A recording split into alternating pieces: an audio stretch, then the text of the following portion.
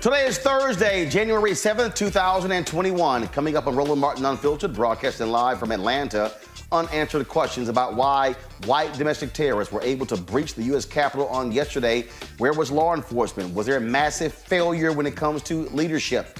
Also, House Speaker Nancy Pelosi has accepted the resignation of the Sergeant-at-Arms. Senate Minority Leader Chuck Schumer says he wants the Sergeant-at-Arms on the Senate side to resign before he takes over as well.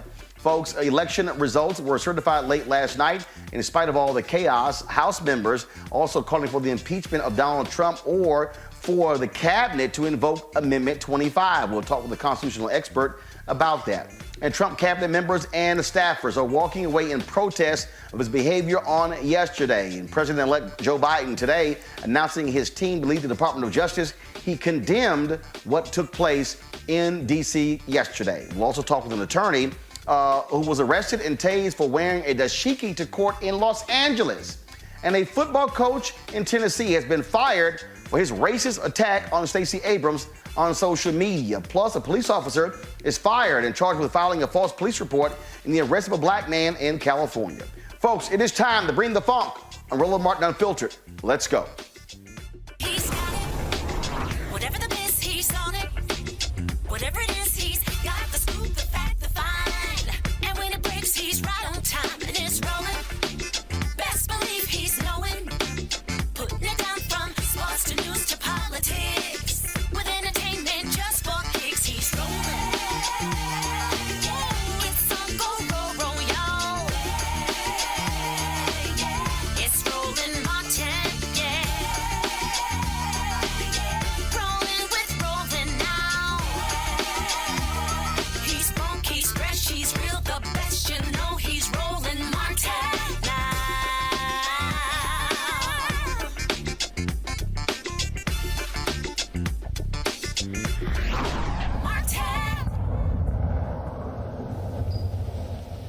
Democrats are demanding answers from Capitol Police as to what took place on yesterday to allow white domestic terrorists to breach the U.S. Capitol. A lot of questions, very few answers. Here's a video that was shared on TikTok to give you a sense of how the Trump terrorists overwhelmed Capitol Police. You'll see in this particular video here, you'll see where here you have them trying to hold them back. Then all of a sudden, they're fighting these Capitol Police officers. There are not enough of them. Then all of a sudden, they just overwhelm them with force. And then finally, the Capitol Police just sort of just backs off and allow these folks to come through. It was shocking and stunning to witness, to see this. And then all of a sudden, you see when one side, then another side, and all of a sudden, folks just move forward and move forward and move forward and move forward as the cops try to hold them back. Folks, it makes no sense what took place on yesterday. Keep in mind, there have been numerous protests near the U.S. Capitol. And in fact, Congresswoman Maxine Waters, she said that she was assured 5 days ago, by the police chief of the Capitol that they were prepared for the crowds. He told her they will not even be allowed on the Capitol grounds. Look at this video here, and you will see they clearly were allowed on the Capitol grounds. And so, again, a tremendous amount of questions that people are asking. Speaker Nancy Pelosi spoke today, and she said that she had handed and received the resignation of the House Sergeant-at-Arms. That person is supposed to protect members of the House of Representatives. Senator Chuck Schumer, the Democratic Minority Leader, he said that between now and when he takes over as Senate Majority Leader, when Raphael Warnock and John Ossoff were sworn in, he will demand the resignation of the Senate Sergeant-at-Arms as well. A complete and massive failure across the board. D.C. Mayor Muriel Bowser, she also spoke today where she made clear that they are going to build a 7-foot unscalable wall around the U.S. Capitol to protect the Capitol from any future protests from these Trump domestic terrorists. This is her today. We will be looking very closely at what's happening at the Capitol, working with leadership and the presidential inauguration. Okay, thank you. But you did hear the secretary offer two very important points already, that the fencing up around the Capitol, non-scalable fence in place through the inauguration, and the large strength that will be coming on by this weekend, up to 60 will be available through the inauguration. Which is a larger composition of personnel than we would have for a standard inauguration. Thank you. And just one follow-up there for you, Terry McCarthy. The black fence said at least 30 days, more than 30 days that will be erected. At a minimum. At a minimum. We'll work that in coordination with, as well as the Police. Thank you. Yes, Mark. Mark Seagraves, NBC Washington. Two questions for Secretary. One, could you, and I tried to follow along, could you repeat the specific about the fence? Will it completely surround the U.S. Capitol complex, the fencing? Could you give those specifics one more time? Yes. So Constitution to Independence first, and then the road there in front by the pond, it'll be all the way around. And how high will that be? 7 foot. 7 feet, Non-scalable. Compare that to what we see at the White House. This is what was available. We worked through this solution midstream yesterday, and we were on the phones to get as quickly as possible capability in place to extend the perimeter of the National Capitol complex. We keep many Metropolitan Police officers out into the streets so that in the event that if this was to recur again downstream, Chief Conte would have as much ability with police force as possible and we go over the static security positions.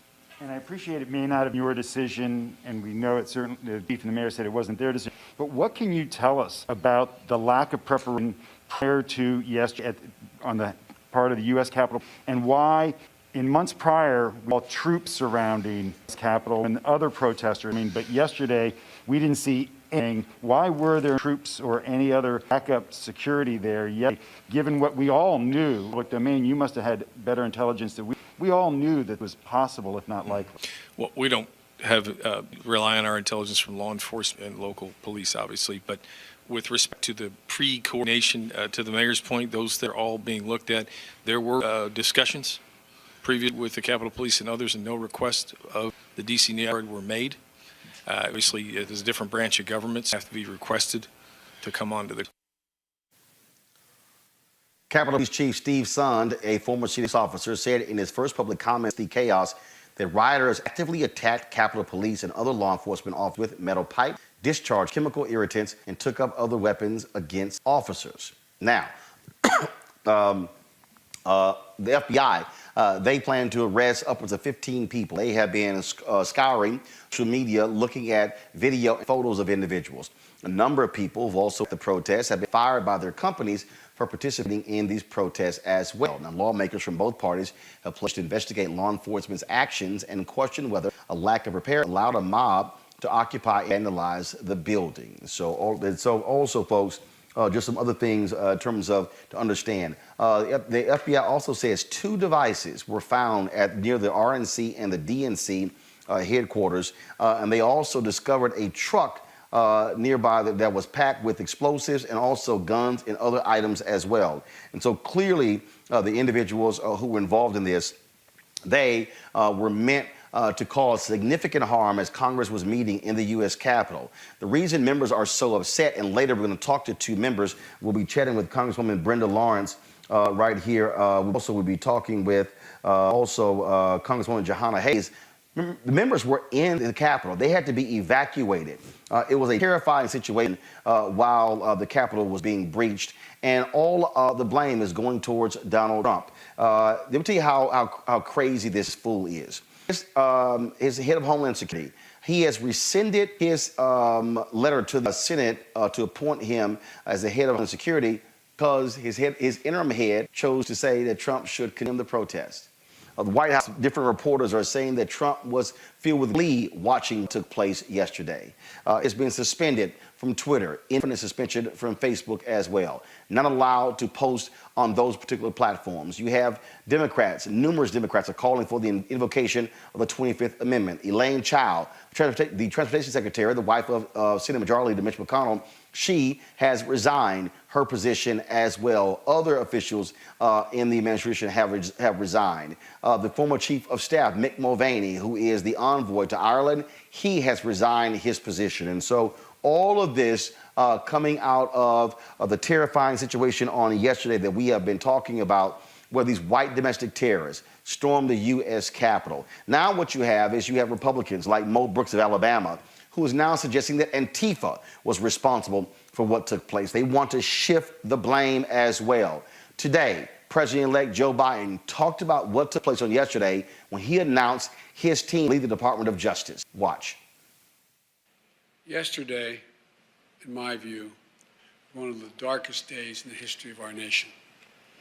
Unprecedented assault on our democracy. Assault, literally, on the citadel of liberty, the United States Capitol itself.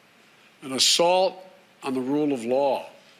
An assault on the most sacred American undertaking, ratifying the will of the people in choosing the leadership of their government.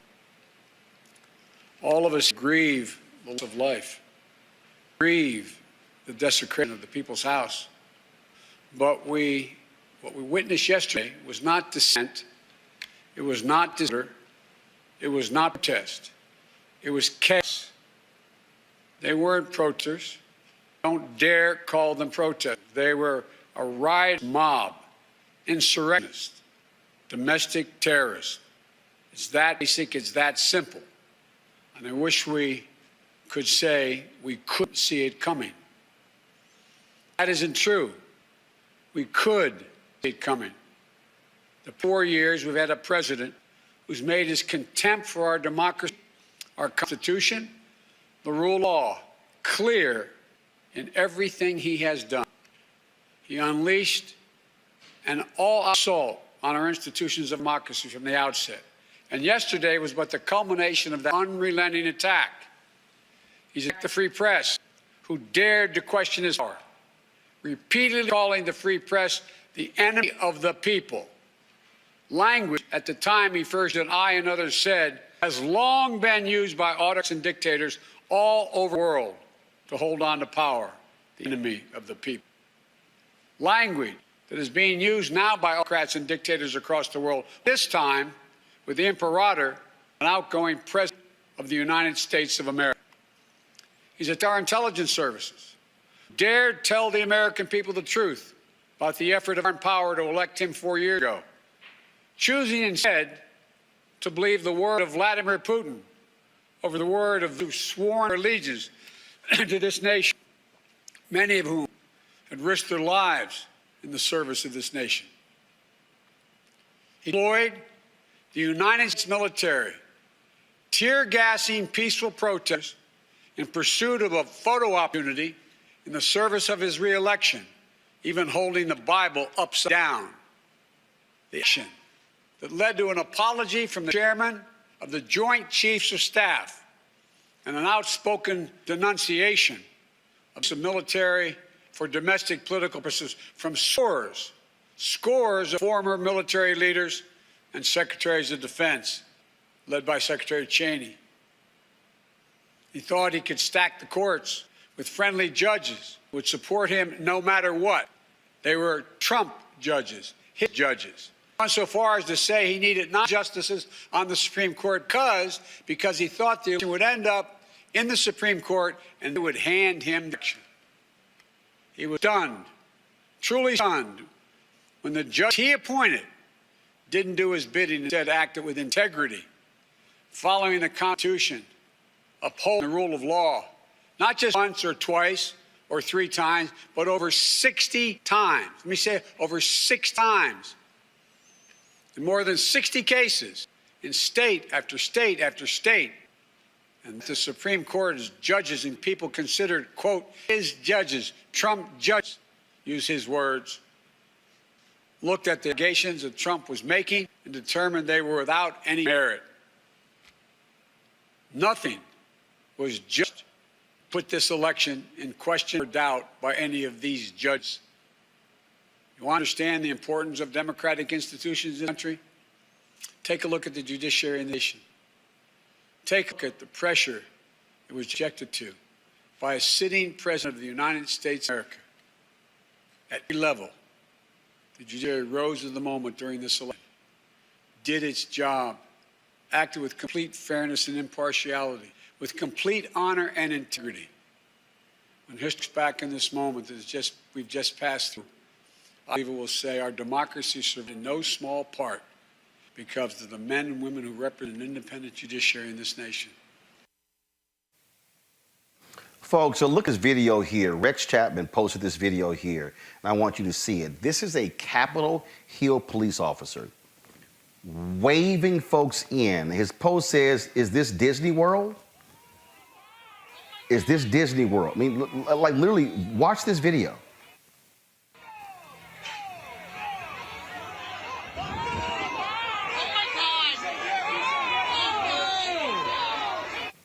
It makes no sense. It makes no sense. I mean, that's the kind of thing that we have seen all across the board, where people have so many questions and have been asking. Let's go to our panel. Reese Colbert, Black Women Views. Eric Savage Wilson, host of Savage Politics Podcast. Dr. Greg Carr, Chair, Department of Afro-American Studies at University. Erica, you served in the military. The woman who was shot and killed yesterday, who was trying to climb through a window, was shot by security forces. Next, she died. She also served in the military. These are who were sworn to protect the Constitution, uphold the Constitution, to defend this against all enemies, foreign and domestic. These people are the domestic enemies that oath was talking about. Yeah, and Happy New Year to everyone. Yeah, I took that very same oath and took it very seriously. And we both served in the same branch, the Air Force. But this is really what we're seeing, chicks coming home to roost, when there's ignoring of FBI reports, a counterterrorism report that clearly line out the threat of supremacists not only infiltrating law enforcement, but also the military as well. So those same type of trainings that we would go through, one of which when we would have calls that would come, we always had to be on standby. We would have calls, and they were exercises to make sure that we were able to muster to our appointed positions within a certain period of time, going out into the field, training in different terrain, training in different weather. These are the types of people that committed the act of insurrection on yesterday, combined with other civilians. So when we go back to that report that I noted that was given to the public back in October of 2006, when you start looking at just some of the bullet points, you don't even have to go into the report. It's about 10 pages long to include the cover page. But it clearly says that even looking at the law enforcement side of it, what the concerns of having white supremacists infiltrate law enforcement is law enforcement has understanding of access to these restricted areas. And so when you're seeing the guy that is waving in those white domestic terrorists into a building where the people business was being done, you're talking about hundreds of people that are in those buildings where our business was being done, that really could have been much worse than what it was. Now, not to say that some of the things that will unfold later won't be much worse, but just thinking about some of the carnage that could have happened, it could have been much worse. So we're really seeing some of the things that I think Black folks, Black media have been saying for the past 5-6 years, even going back to the candidacy of the son of a Klansman, that these are some of the things that we should be concerned about. And the fruit has been bared, particularly when you look at one of the other persons that died, 55-year-old white man out of Alabama, who had weaponry like the weaponry that I trained on when I was in the military. I'm playing video right now, and Reese, it's amazing watching this. These are the people who are always talking about respect the police, back the blue, and you're seeing them trying to overpower. They're overpowering these cops. They are, but do you notice something here, Reese? At no point here they have knocked an officer on the ground. Okay, you see right here, this one guy he's grabbing two cops. At no point does anybody pull their gun out. Right. At no point. I mean. At no point do they not carry guns. I'm looking at guns. You cannot convince me that black people could storm a barricade, swing on the cops, and then you see how they got by, and they still walking. This is, at the end of the day, they allowed white people to do things that they would never allow black people to do.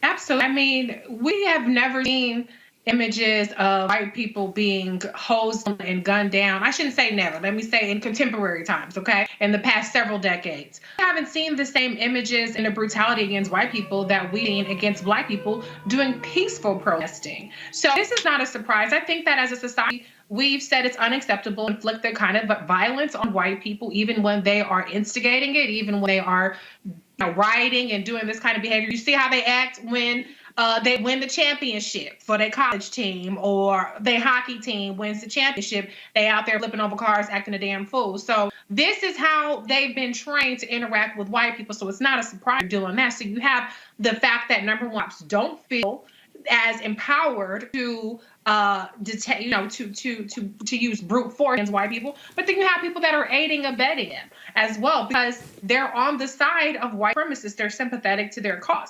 And then you have the fact that this was a strategic abdication. I don't want to call it a failure, because we don't know how intentional or unintentional that so-called failure is. So I call it an abdication of the responsibility of the U.S. Capitol Police, Stephen A. Sund, who was silent until today about what happened. When you see that there are reports that 20-something% of the force was activated, you have every single member of Congress on the Hill, including the vice president-elect, and you don't activate every force, you don't activate every strategic thing, even if you didn't have Trump people. We spend all this money, we go to the airports, we take our shoes off, we have to take our laptops out, we have all these threats in this country, and yet you don't even protect a joint session of Congress with these incredibly important people. That's a strategic abdication of responsibility. And we need to understand where those calls came from. I'm sick of hearing people talk about Muriel Bowser and what does she do, because they don't understand basic ass civics, which is that the Capitol is federal and that and U.S. Capitol Police have exclusive jurisdiction over that. And they did not call upon the D.C. Metro Police or the D.C. National Guard until hours after this riot, this melee, this insurrection started. So we need to get to the bottom of that. And I want to know what Trump's involvement is, because reports are he refused to authorize the National Guard, and that authorization came from Mike Pence, which should have come from Donald Trump. I want to know what kind of orders were given in advance, because something in the milk ain't clean here. I've been to the Capitol. I was there the first day of impeachment. You have to go through multiple steps of security. You can't bring your phones in. You can't bring your phone in. So for this level of catastrophic breach, that something is happening there that's a little bit more than what it seems. And we need to get to the bottom of it ASAP. I agree with that. Dr. Greg Carr, here we go to my pad. The union for the United States Capitol Police, they are calling for the resignation of the chief as well as top leadership brass. It says the Capitol Police Officers Union is calling for leadership change at the highest level, including the Chief of Police of U.S. Sund. Command staff include his assistant of police. Quote, I'm incredibly proud of the individuals who's protected the lives of 100 members of Congress and their staff. Once the Capitol building was inevitable, has live property leading people to safety. Not one member of Congress or their injured. Our officers did their jobs. Our leadership not. Our law enforcement us remarkable. Now, here's what's interesting. Just a few moments ago, actually, I'm looking at another tweet here. It looks like a son, according to MSNBC, Sund has announced he is going to resign his position. Smart job. Good. Also, what you have here is just so we also understand what's going on here, Greg, to show you how police officers are in bed with Donald Trump. Yes. And how, in terms of how they view this whole deal, they are in. Check this out. The police chief, the president of the Chicago Police Union, John Catanzara, he really said, he said, quote, if the worst crime here is trespassing, but to call these people is beyond ridiculous. Here you have the union president of Chicago saying, big deal. In fact, let me pull the story up. This quote is amazing, Greg, but it's not shocking. Quote, there was no arson. There was no burning of anything. There was no looting. There was very little property. It was a bunch of people that feel an election was stolen somehow, some way. Now check this out. He then repeated the lying claim. that the election was stolen, and then proof. Any doubt that something shady happened, you're not going to me that many people voted for Joe Biden. Never for the rest of my life will you ever convince me of that. And still comes down proof. Well, Don made his Twitter account private. Now, here's the other deal. 50 officers were injured. 4 folks died. But he said, oh, nothing bad happened. Bottom line is this here, Greg, and I think we saw it, and I can't wait for an investigation. This is the thing that black people have been saying, that you have police departments that are infiltrated with white supremacists, folks who remember militias. These people have badges and guns. And what we witnessed yesterday was it front and center, and they're going to have to answer some questions too. What happened? How did y'all allow folks just to walk on through? Well, they're all going to have to answer questions, Roland. And Donald Trump just gave white nationalism the biggest gift, parting gift he could give them. This performative absolution that we're seeing right now, everybody's going to throw everybody overboard. When the police union calls for all the leadership of the police to resign, that should be your first clue. This is BS.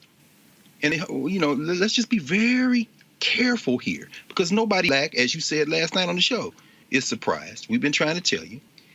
Anytime you see Chuck Schumer, who found his voice thanks to all America's homies in Georgia, who made Mitch McConnell the minority leader since he couldn't deliver Maine, didn't put no money in Kentucky or Mississippi, and sat back, all of a sudden, Chuck Schumer's a hero. Everybody got to get fired. Everybody calm down. It's very Catholic right now. You see, everybody's confessing. Except there ain't going to be no priest to save you, and it ain't going to be no damn Hail Marys to save you, because what everybody is doing now is trying to divert attention from the fact that Donald Trump is the symptom. The sickness is whiteness. And you're absolutely right, Reese. There's strategic abdication going on right now. Those white people yesterday were white nationalists, and they were aided and abetted by their white nationalist friends in the police force. By the way, we all saw the brother who was chased by those white folks till and you saw him kept going to his shoulder calling for backup that never showed up. And when he got up there with those other white cops for a split second, he hesitated. And I'm thinking, is he trying to figure out whether those cops going to go with them or go with him? But what we see is that this has been a coordinated attack. Now, I'm sorry, Joe. I'm sorry, Mr. President-elect. Every day up to 1865 was a darker day for us than anything that happened yesterday, and many of the days since 1865. So all this, we're better than this, whether it be you or Cory Booker talking about we brought this on ourselves. I ain't part of that we, bruh. And let me tell you about the white people who are not part of that we. Those white people in Portland that you sent the police in there and beat their ass, those are called race traitors to the white nationalists. So there are white people that get beat, and you send a whole hit squad to the West Coast to take out that left wing dude. So let's be very clear. Heads are going to roll because the people who don't want to be held accountable have been given, through Donald Trump, a gift wrap way to claim that they were never part of it. Every last one of them people that's saying they're going to try to resign from the White House should be trapped in that building. John Empty Barrel Kelly saying, if I was there, I'd call for the 25th Amendment. Shut up. Hell no. All them, Kelly, or whatever, McEnamey, Ashley, whatever her name is, gave a 2-minute press conference today. Everybody shut up. Elaine Chao, lock the door. Make her stay in there with them. Because what they're doing right now is trying to set it up to act like somehow they are the opposition in the last 10 minutes. I'll end with this. This is when we have to be very, very, very careful not to go for this okie doke. There is now a majority in Congress. Bill Bowles said at that same press conference today, the D.C. statehood legislation needs to move immediately. You need to give us control of our troops. Joe, why are you making all these, it's us, we're better than this. You better than that? Go tell your boy Manchin to stay in line. Get this in here. You and the vice president get in there and sign every last one of them bills before it turns warm outside. And then we'll know that you're not just engaged in some form of performative absolution, but you're serious about dealing with the cause of this white supremacy and not the symptom, which is Donald Trump. Because he just gave y'all a get out of jail free card and everybody trying to cash it in right quick. Nah, hell no. I'm not buying it. I want to bring in right now retired Lieutenant General Russell Honore. Glad you're back on Roland Martin Unfiltered. General, Donald Trump, to Greg's point, said to these white supremacists, these white domestic terrorists, have free reign. I'm going to let you do whatever you want to do. I wouldn't be shocked, General, that the folks who get arrested, he gives them pardons before he leaves. Well, worse than that, Roland. I think the police department at the Capitol was complicit. I've dealt with those people when I was in the Pentagon on the Joint Chiefs staff, and we used to provide military civil authorities for inauguration and major events at the city of Washington. And that's a well-oiled machine. And what we saw yesterday, the Capitol Police decisions in coordination with the Sergeant of the Senate and the Sergeant at Arms in the House. At yesterday o'clock, I called for all of them to be, and that is starting. They're starting to fire them. But that was complicit. There's people inside the chain of command of that Capitol Police that allowed this to happen. I went in Capitol, Roland, as 3 general, 3 stars on shoulder, in full uniform, and them asses took a lighter from me. You understand? They suddenly applied the law, and they allowed these in yesterday, and they destroyed a good part of our house.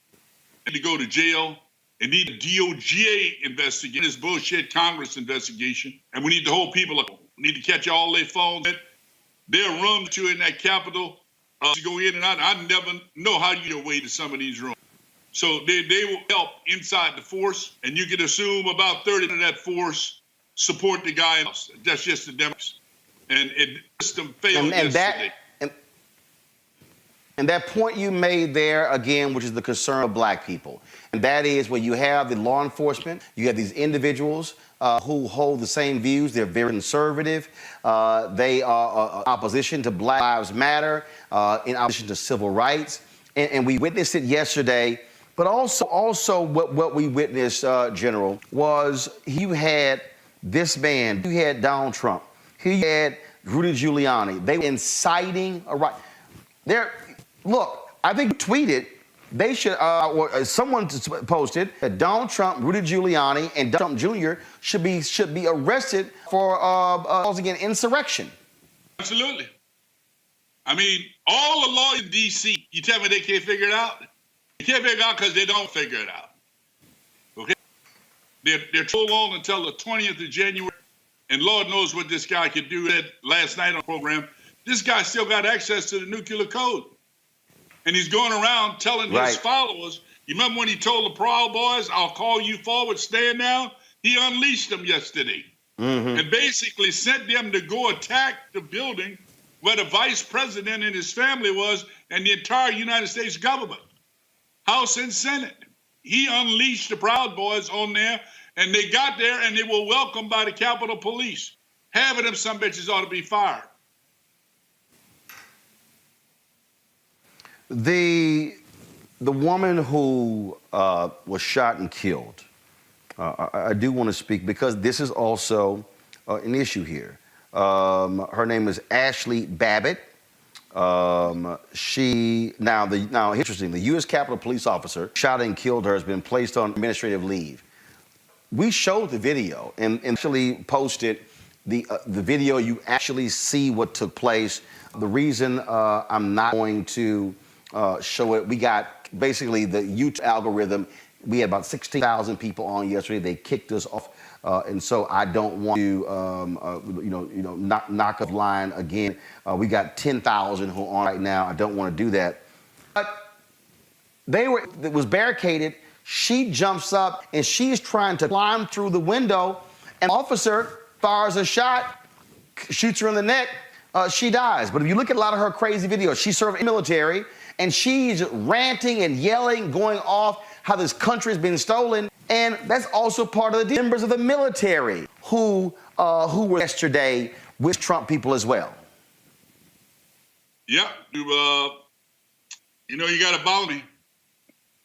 And as hard as I, as an institution in the military, diversity, inclusion, and we're going to have our African-American Secretary of Defense, us are people who think more like the demonstrator yesterday, and in their mind, some idea that the election was what they really are told about.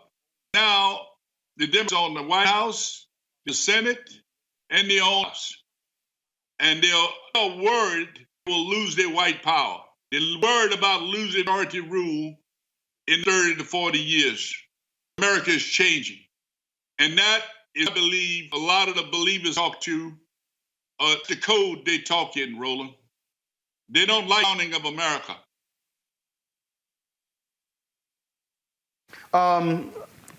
General, from your perspective, what next? Because here's what I keep saying. These white domestic terrorists, they're not going anywhere.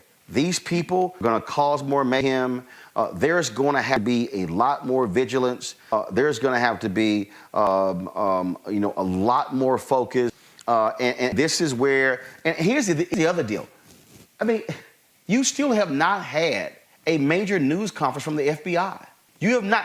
This is why Donald Trump is so dangerous. He is literally preventing the federal government from investigating what they should be doing this year. You cannot convince me under any other president that if there was an insurrection on the day the Congress was in session, the House and the Senate, you would not have someone coming out talking to the American people, giving an update. They found 2 explosive devices near the Democratic National Committee, Republican National Committee. There was one guy who was arrested with 11 Molotov cocktails. These people were hell-bent on overthrowing the government yesterday. Roland, there's an old preacher, country preacher down I come from in Lake Louisiana, used to talk about when bad things happen. How do we disaster and use it from until what happened yesterday in the full view of the world and America with the use of the internet and these phones, it took the sheet off a bunch of people proclaiming themselves to be conservative. And what they are racist. It took the sheet off. And in a way, it happened. I wish it hadn't happened. But the fact that the way it was documented, and it was focused on the people's house with the Senate and the House in session, we probably will extend the life of our democracy another 100 years because of yesterday, because it exposed the mess that's been going on at Mar-a-Lago, all these other places these folks often do their planning, that racism is driving the political future of this country, and we have an opportunity with all 3 branches of government to do something about it. Well, I believe you're absolutely right. And people have asked me this, General. People have said, Roland, saw yesterday, what was the initial response? And I was, as General, mild. I said, good. Because I needed white folks in America to see white folks in America doing what white folks in America have done since inception of this country. They can't sit here and say it was the blacks. Can't say, oh, it's the browns. No, no, no. They had to be forced to see it. And all of these Republicans who have stood with these people, who have explained them away, who have supported them, who have taken photos with them, they now have to answer, which side are you on? Which side are you now on? And so there's no separating here. There's no separating whatsoever. They're going to have to answer that. And that to the point that you just made, to the same thing. We always knew it. Black folks, we always knew it. But white America had to see the hatred for themselves. And now they got to decide who you going to roll with, them or us. Yeah, they have used this, they stole them, what they're worried of losing majority, Roland. Saw what happened in Georgia, what happened in Pennsylvania and other places when people got out and they were organized. And now we've got an opportunity just to change the direction a little bit. Because this is a work in progress. But there is so much evil that has last 6 months, and we're doing it in the middle of a pandemic. Now, it's routine now to lose 4,000 people. We got to get back on that. And yesterday was a spreader event. They're all going back to towns now and taking even more COVID back. And we got to get past inauguration.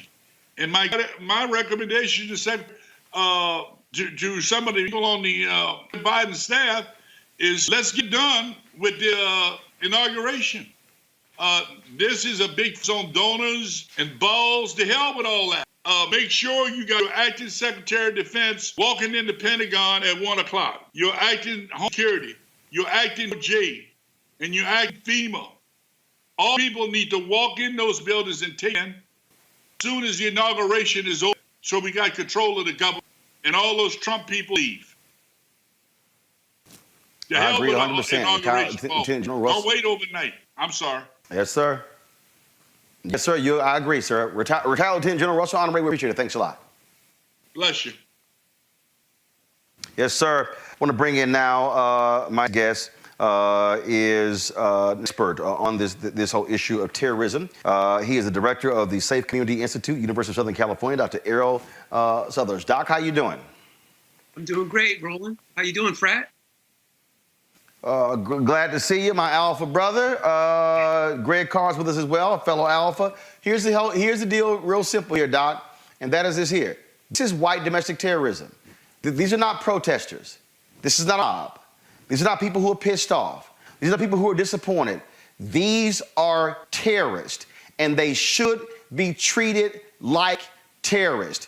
If this was 10,000 Muslims, you would have a completely different perspective on media, on Fox News, on radio, and in Congress.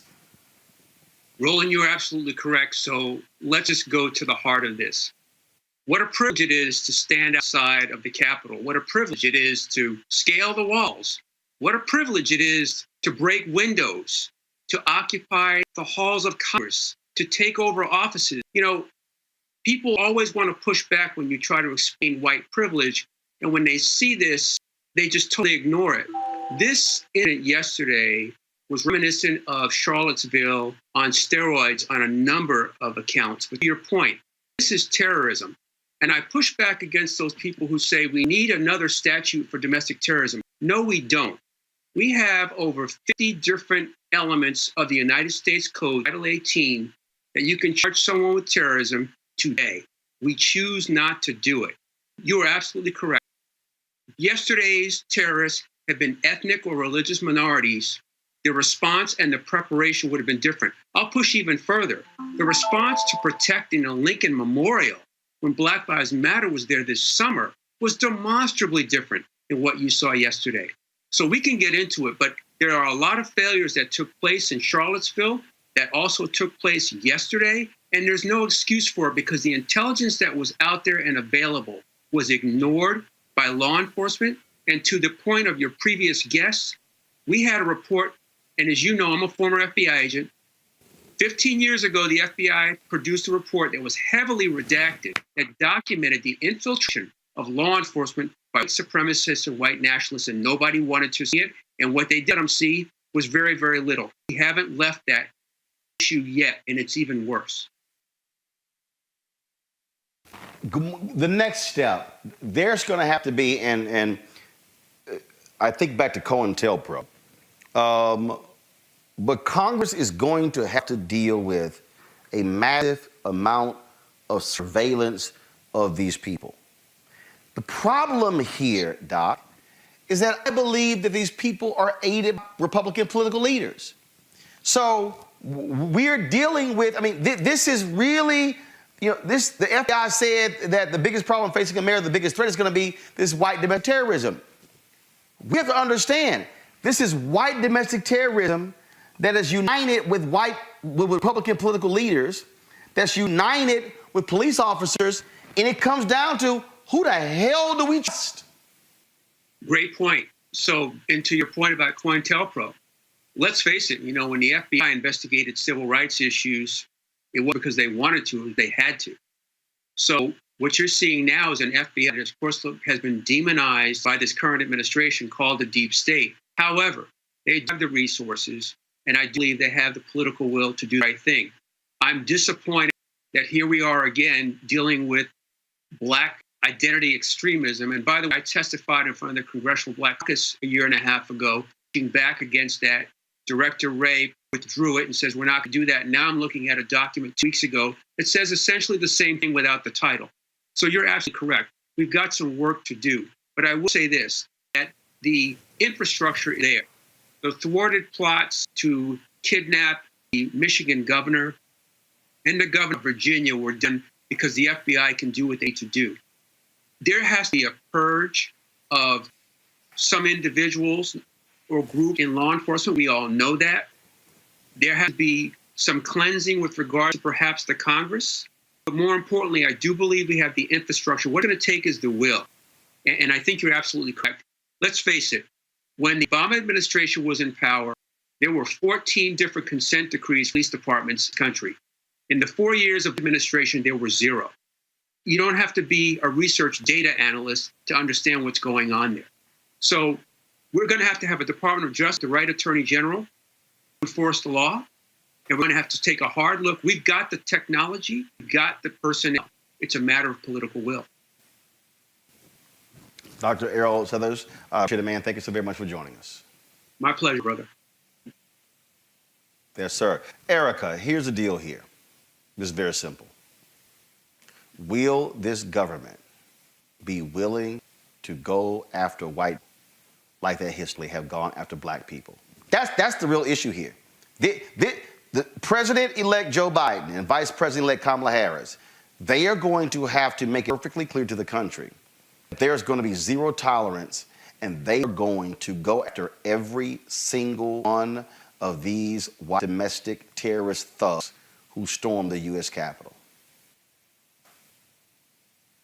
Answer, in my view, is no. That's largely going to lay now at the feet of the Attorney General that be incoming, the one that President-elect Biden has nominated and put forth, Merrick Garland. The people that I really have some level of confidence in are those women who have been working within civil rights as civil rights lawyers for quite some time. That's the assistant, who is Kristen Clark, friend of the show, someone that you know well, and also Benita Goop, also a friend of the show, someone else that you know very well. Outside of that civil rights division that will be formed up with the Department of Justice, which unfortunately on yesterday was subject to a hack, which is, really not a coincidence, looking at who this person is that's currently in office. That there's going to be a lot of cleaning up to do, but I just don't have the faith that, number one, that there'll be any level of accountability. There will probably be some people that will, be put before the public square, so to speak, accountability, but not at the length of seeing people who have been prosecuted and thrown into unmarked vans, questioned, who were real protesters that were protesting injustices, the people, black folks that are dying at the hands of state taxpayer servants. So to go back to your question, again, I do not have any faith in that. I think that's where an engaged citizenry comes to affect that, even with everything that we are facing. The general talked about, we had 4,000. Actually, Erica, I got to interrupt you real quick here. I got 3 members of Congress who are on the line right now. Congressman Tim Ryan of Ohio, Congresswoman Johanna Hayes of Connecticut, Congresswoman Brenda Lawrence of Michigan. Congressman Ryan, you're with one of the committees that you've been talking about this oversight, investigating Capitol Police. The Capitol Police chief has resigned. The union is calling for his top brass to resign as well. We're seeing videos where literally Capitol Hill police officers were waving protesters in, taking selfies. Do you, as a member of Congress, Congressman Ryan, have any faith whatsoever in Capitol Police right now protecting people's house?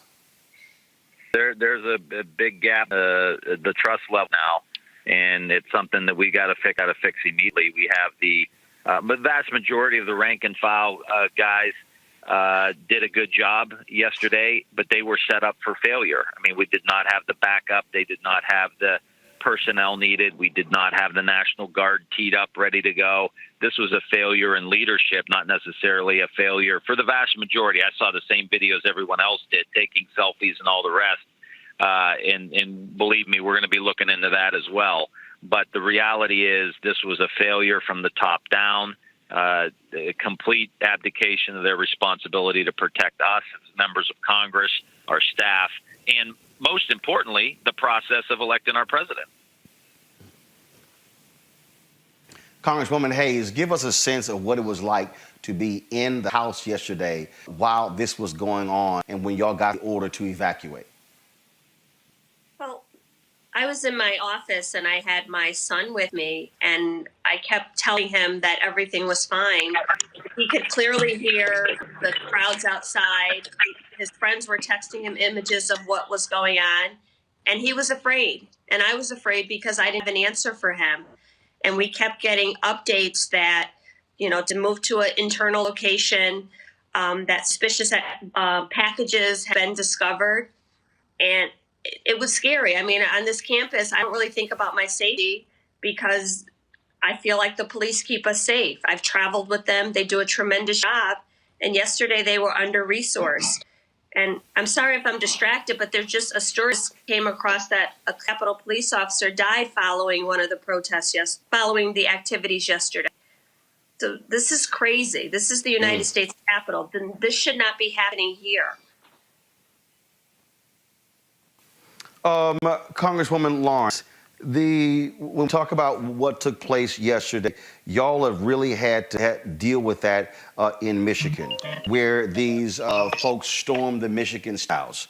And then they of course, they discovered the plot to kidnap the governor of Michigan. We've seen, and Donald Trump called for these folks to essentially do these things in Michigan. What is shameful here, Congresswoman Lawrence, is you literally have people like Donald Trump and Rudy Giuliani, Congressman Louis Gohmert, endorsing these folks committing acts of violence against the United States. So yesterday, I was on the floor when they came in to evacuate us, told us to get on the floor and get behind the seats on the floor to pull out the gas mask. Then we heard they said they have breached the Capitol and they're on their way over here. And we saw them, we're sitting there trying to figure out how to put a gas mask on. And they had taken Nancy was on the floor. And this is why Nancy has asked for the resignation for the person who's in charge of the floor and also the chief of police. And we went from trying to hide on the floor to them calling us and telling us to run and to go to another place. So it was over 50 members, Republicans included, on the floor. And it was really unbelievable. And now we have the opportunity finally for some of these people to wake up. Because I can tell you repeatedly, my Republican constituents and people I talk to say, oh, Brenda, don't get so upset about what he says. That's just Trump. Don't worry about it. He's just talking. But the reality is that his words, because he is speaking from the highest seat of power in America, they made a difference. And yesterday, the entire country was slapped in the face with the reality of Donald Trump's impact on America, because those thugs and mobs came in to stop our democracy. And that's something that's lost on a lot of people. Yes, they were mobs, they were looting, they were vandalous, and they were violent, but they were there to stop democracy. And they were looking for us to make sure that we did not certify the election. And, we had been through all that trauma. For me to have to put on a gas mask and try to hide behind a chair, to Nancy Pelosi saying they will not stop us. We are going to the floor. And we were voting till 4:00 in the morning to certify those votes. This is the thing, Congressman Ryan. I'm going to read this tweet here. This is one of these folks. The protests today were peaceful for the most part. There were some people that breached the Capitol, but other than that, minimal skirmishes. I am proud to be a deplorable. We take our house anytime we want without violence. I mean, and what you're dealing with here, Congressman Ryan, that to the point that Congresswoman Lawrence just made, is that when people kept saying, and especially, and I'm just going to be as clear as possible, these sorry-ass people in mainstream media, oh, it's Trump. Kathleen Parker writes a column, hey, it's not going to be that bad, things like those, Maureen Dowd, all these people, they acted like this was a damn game. And I told folks, I was on ABC News, Congressman, 5 years ago. I was on 5 years ago, and I literally said this was going to happen. And all of these people wanted to play footsie with him. In fact, I'm going to play this soundbite for y'all because, again, this is February 21st, 2016. They invited evil in, and now evil is taking over. Okay, 2009, the night of Obama's inauguration, we will stop him at every turn. They love the Tea Party anger. They took advantage of it in 10 and 12 and 14. They always said we can control it, we can harness it. Now all of a sudden, Trump is taking advantage of it. He led the whole birther deal. The Republican establishment at some point has to say, you know what? We played with fire, and now it's about to consume us. They have to accept some blame. The Republican establishment never played. And you heard Sarah, Congressman Ryan, say the Republican establishment never played with fire. Yes, they did. No, they mostly did. And I tell you what we saw in the last days, which I know my colleagues witnessed too with great interest, is all of the members after it happened, all of the members who said, we condemn the violence, And we're giving these beautiful statesmen-like speeches, Ben Sass and the guys. But the reality of it is they emboldened him. They threw gas on this fire. All of these 4 years, they looked they accepted it. They backed him up, even down to the end with the vote count. They continued to perpetuate this fraud. And then Ben Sass yesterday, I was listening to him, and he's going on and on about how rise above and all this. He was kissing Trump's ass because he was afraid Trump was going to get involved in his primary 2 years ago and beat him in a primary, and he was afraid of that, so he kissed Trump's rear end, and then after, he got through his reelection, and he got back in the Senate for 6 years, now he wants to be a statesman. I've got no interest in that. I'm not impressed at all, and the reality of it is that guys have done, and they continue to do. And one last thing here, as we're talking about this, impressed with all these eyes over and Howley, Cruz, and guys who have some of the degrees, people in the country from the best institutions they have, and they weaponize that education, and they're under to try to manipulate people like this is actually a fraud, actually believe what they're saying, and they try to use that. I think they're a bunch. I think we've got to be very candid. If we're going to heal this country, we've got to be candid, and we got to pull the weeds out and make sure we heal this time, not just put a band on something. Congressman Tim Ryan, I certainly appreciate it, sir. Thank you very much for joining us. Congresswoman Jahana Hayes, I'm showing video right now. These people were live streaming video, sitting at the conference table in the offices of members. They ransacked offices. They were sitting here going through the mail of Speaker Nancy Pelosi, taking pictures with their feet propped up on her desk. One of these individuals was caught carrying out a podium that said House Speaker on it. I mean, what we saw was sheer thuggery. And now we're seeing the police union president in Chicago say, well, not much was done. Nothing really significant happened. These people were simply frustrated. To listen to Republicans make excuses for these people. Now you have one of your colleagues, Mo Brooks of Alabama, who is absolutely nuts himself, saying, well, no, these were not, well, this was Antifa. Now you have Lindsey Graham, who wants to say, well, if Democrats, if you want to condemn these people, then you must condemn Black Lives Matter protesters. Give me a break. What happened here yesterday is unjustifiable. It doesn't matter who it was. First of all, we know who was here yesterday. We know, the Proud Boys, their leader had been arrested.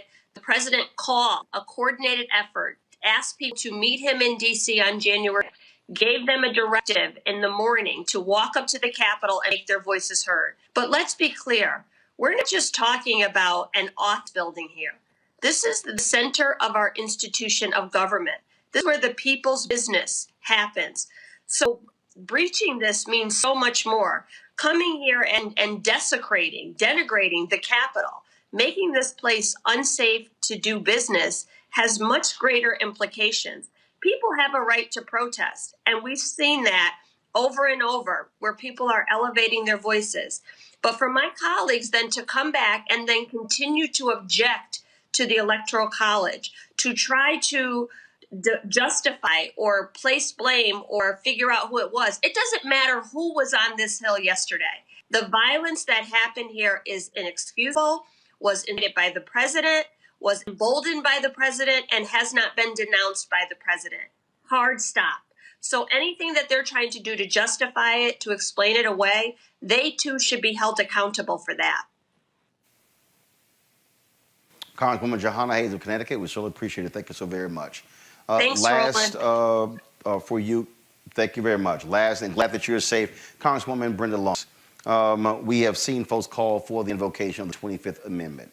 I just got a text that said Vice President Mike Pence, his staffers have made it clear he does not believe in that. I really believe Congress should move, the House should move to impeach Donald Trump immediately, force the United States Senate to take a vote, and if the force Republicans to the record, because this man is dangerous. We do not know the hell that this man may unleash over the next 13 days. He is unstable. He is crazy. He is demented. He is out of his mind.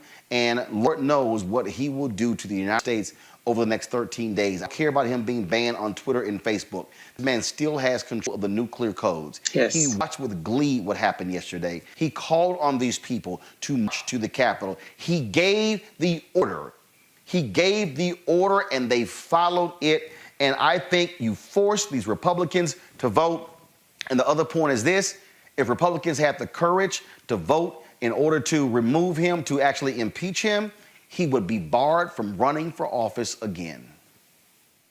I absolutely 100% amen. You're preaching right now to the choir. I have put out a statement that we and Nancy Pelosi, who drug her feet to impeach Donald Trump, she is so infuriated by what happened, because this was like a slap in the face. Everyone who tried to ignore him, say just, he goes low, we go high, that crap. This man is dangerous. And I truly support the 25th Amendment. I saw Pence moving and making statements. Because, the other thing that a lot of people don't realize, Pence was in the Capitol. Nancy Pelosi was in the Capitol. So the second and third two in line to the president were in danger. And Pence was very angry yesterday. Because you know what? His life was on the line. But we saw that so many people now have had to come out with these fake statements to Republic. Well, we denounce what happened. But the reality is you didn't do it soon enough. It's exactly what you said, Roland. Year after year, day after day, week after week, we have been saying this man is destroying our democracy. He riled those people, incited a riot, then got in his armor-protected car and rode back to the White House and turned on the TV, and I'm sure enjoyed it. And did you the thing that infuriated me during his tenure, this thing about the flag. Did you see that mob take down the United States flag, take it down and hoist the Trump flag? Now and he called them patriots. I mean, that's a big deal to them. And here he is, everything that he claims he's for has been contradicted. And all of these Republicans sticking their head in the sand, and I could say somewhere else, ignoring what the reality is. This is not a joke. I was sitting there in that room hearing these people banging on the door, trying to get in the chambers, wondering if my life was going to end. Nancy was right. We were not going to let them stop. We certified the vote. If nothing else happened, we will get rid of him on the 20th, but I believe that 13 days is too long. It's too much he can do, and the man is sick. I don't want to, they say don't speak ill of the dead. I'm not going to say he's crazy, but he is sick. He needs to be taken out of office, all that power taken away from him. Let him sit in his little Oval Office if he wants to, but take his powers away because our country, we're in danger. You're absolutely right. Congresswoman Brenda Lawrence of Michigan, we certainly appreciate it. Thank you so very much.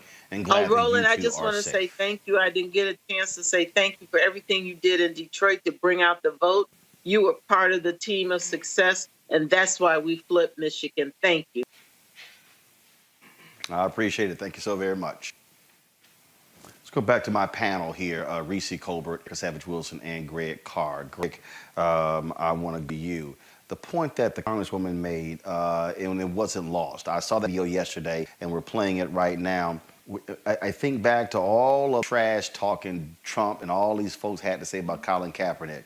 And for them to literally take down a U.S. flag and to hoist a Trump flag, that said exactly who these people have an allegiance to. Roland, this is all theater. And I can't stress this enough. What Tim Ryan said basically is probably all it needs to be. People can argue about flags. They can argue about the scenes that we've seen. The simple fact of the matter remains that 14 United States senators and most of the House of Representatives on the white nationalist party side want to overthrow the election if they could. So the people who stormed the Capitol make easy targets. The real targets are the people inside. Josh Hawley, as we heard Ryan say, Ted Cruz, who are going to be involved in what we saw in those speeches yesterday was the first speeches of the 2024 presidential nomination contest on the Republican side. Chinless Tom Cotton figured the odds and decided to keep his powder dry on the other side. But Chinless Josh Hawley and Chinless Ted Cruz decided to throw their lot in because they're fighting over the Trump supporters, understand. So Coach Tuberville, all those folks, they decided they're angling to become the Trump of 2024 because there's going to be a 2024 Trump, whether it's Donald Trump or better Donald Trump, which means smoother Donald Trump. Now, after what happened, you had a few of them who really don't have a political future, like the close to billionaire Kelly Loeffler, who was retired by Erica and them down there where you are right now. In the words of Mobb Deep, there ain't no such thing as halfway crooks. Scared to death, scared to look. You shook. So what happened is she backed up. You ain't a crook, son. You just a shook one. So she stood up and said, I'm out. But Josh Hawley doubled down. And if you saw Connor Lamb, because we all stayed up to 4 o'clock in the morning watching Congresswoman Lawrence and them, if you saw Connor Lamb, they damn near came to throw hands in the middle of the night because those white nationalists are not only not going to back up, Ryan nailed it. They are going to be emboldened. Finally, this is a moment when they are going to try to use this to say, those white nationalists, we all condemn it. Mitch McConnell on the right side, Lindsey Graham on the right side. And if they can get past this moment in 2022, Ron Johnson is saying, I don't know whether I'm going to run in Wisconsin. Pat Toomey trying to, I'm out. So the Republicans are going to try to act like they are not responsible for those people that stormed. And they're going to say everything the Democrats are saying, which is why Ryan is saying, do not let them escape. And which is why the President of the United States, the Vice President of the United States, the cabinet, I'm with Erica, Merrick Garland, come on, man. Merrick Garland cut his eye teeth if you read any of his opinions when he's on the D.C. circuit. If you read those opinions, you'll find he's very friendly to law enforcement. But I trust Kirsten Clark. That's right, Erica. I trust Benita Gupta. That's right, Erica. So therefore, while Garland is making nice, because this is what Joe Biden is doing, I should say I said it's going in, but I'll say one more thing. Linda Sarsour said this the other night. Politicians aren't your friends. Come on. So we now have our best opponents in the White House. Now we can be friendly, but we ain't gonna make this about flags and we're better than this and we got to stop. No, okay, that's very nice. Now set that aside. We want every last one of these policy things to go forward, or we're gonna break your back like we did to open white nationalists.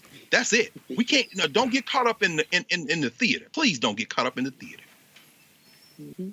Reese, as we've heard, as Johanna Hayes said, a U.S. Capitol police officer has died following this riot. Also, when you talk about how folks are responding, Simon and Schuster, they have announced that they will not. They have canceled a book to be published by Senator Josh Hawley. His book was supposed to be called "Tyranny of Big Tech." Not going to get published by them. Here's the thing that I think also is really important in terms of where we stand. You have to make the people pay. You have to make them pay at every turn. You have to deny them of everything. That is the only you are to deal with these people. They must everything.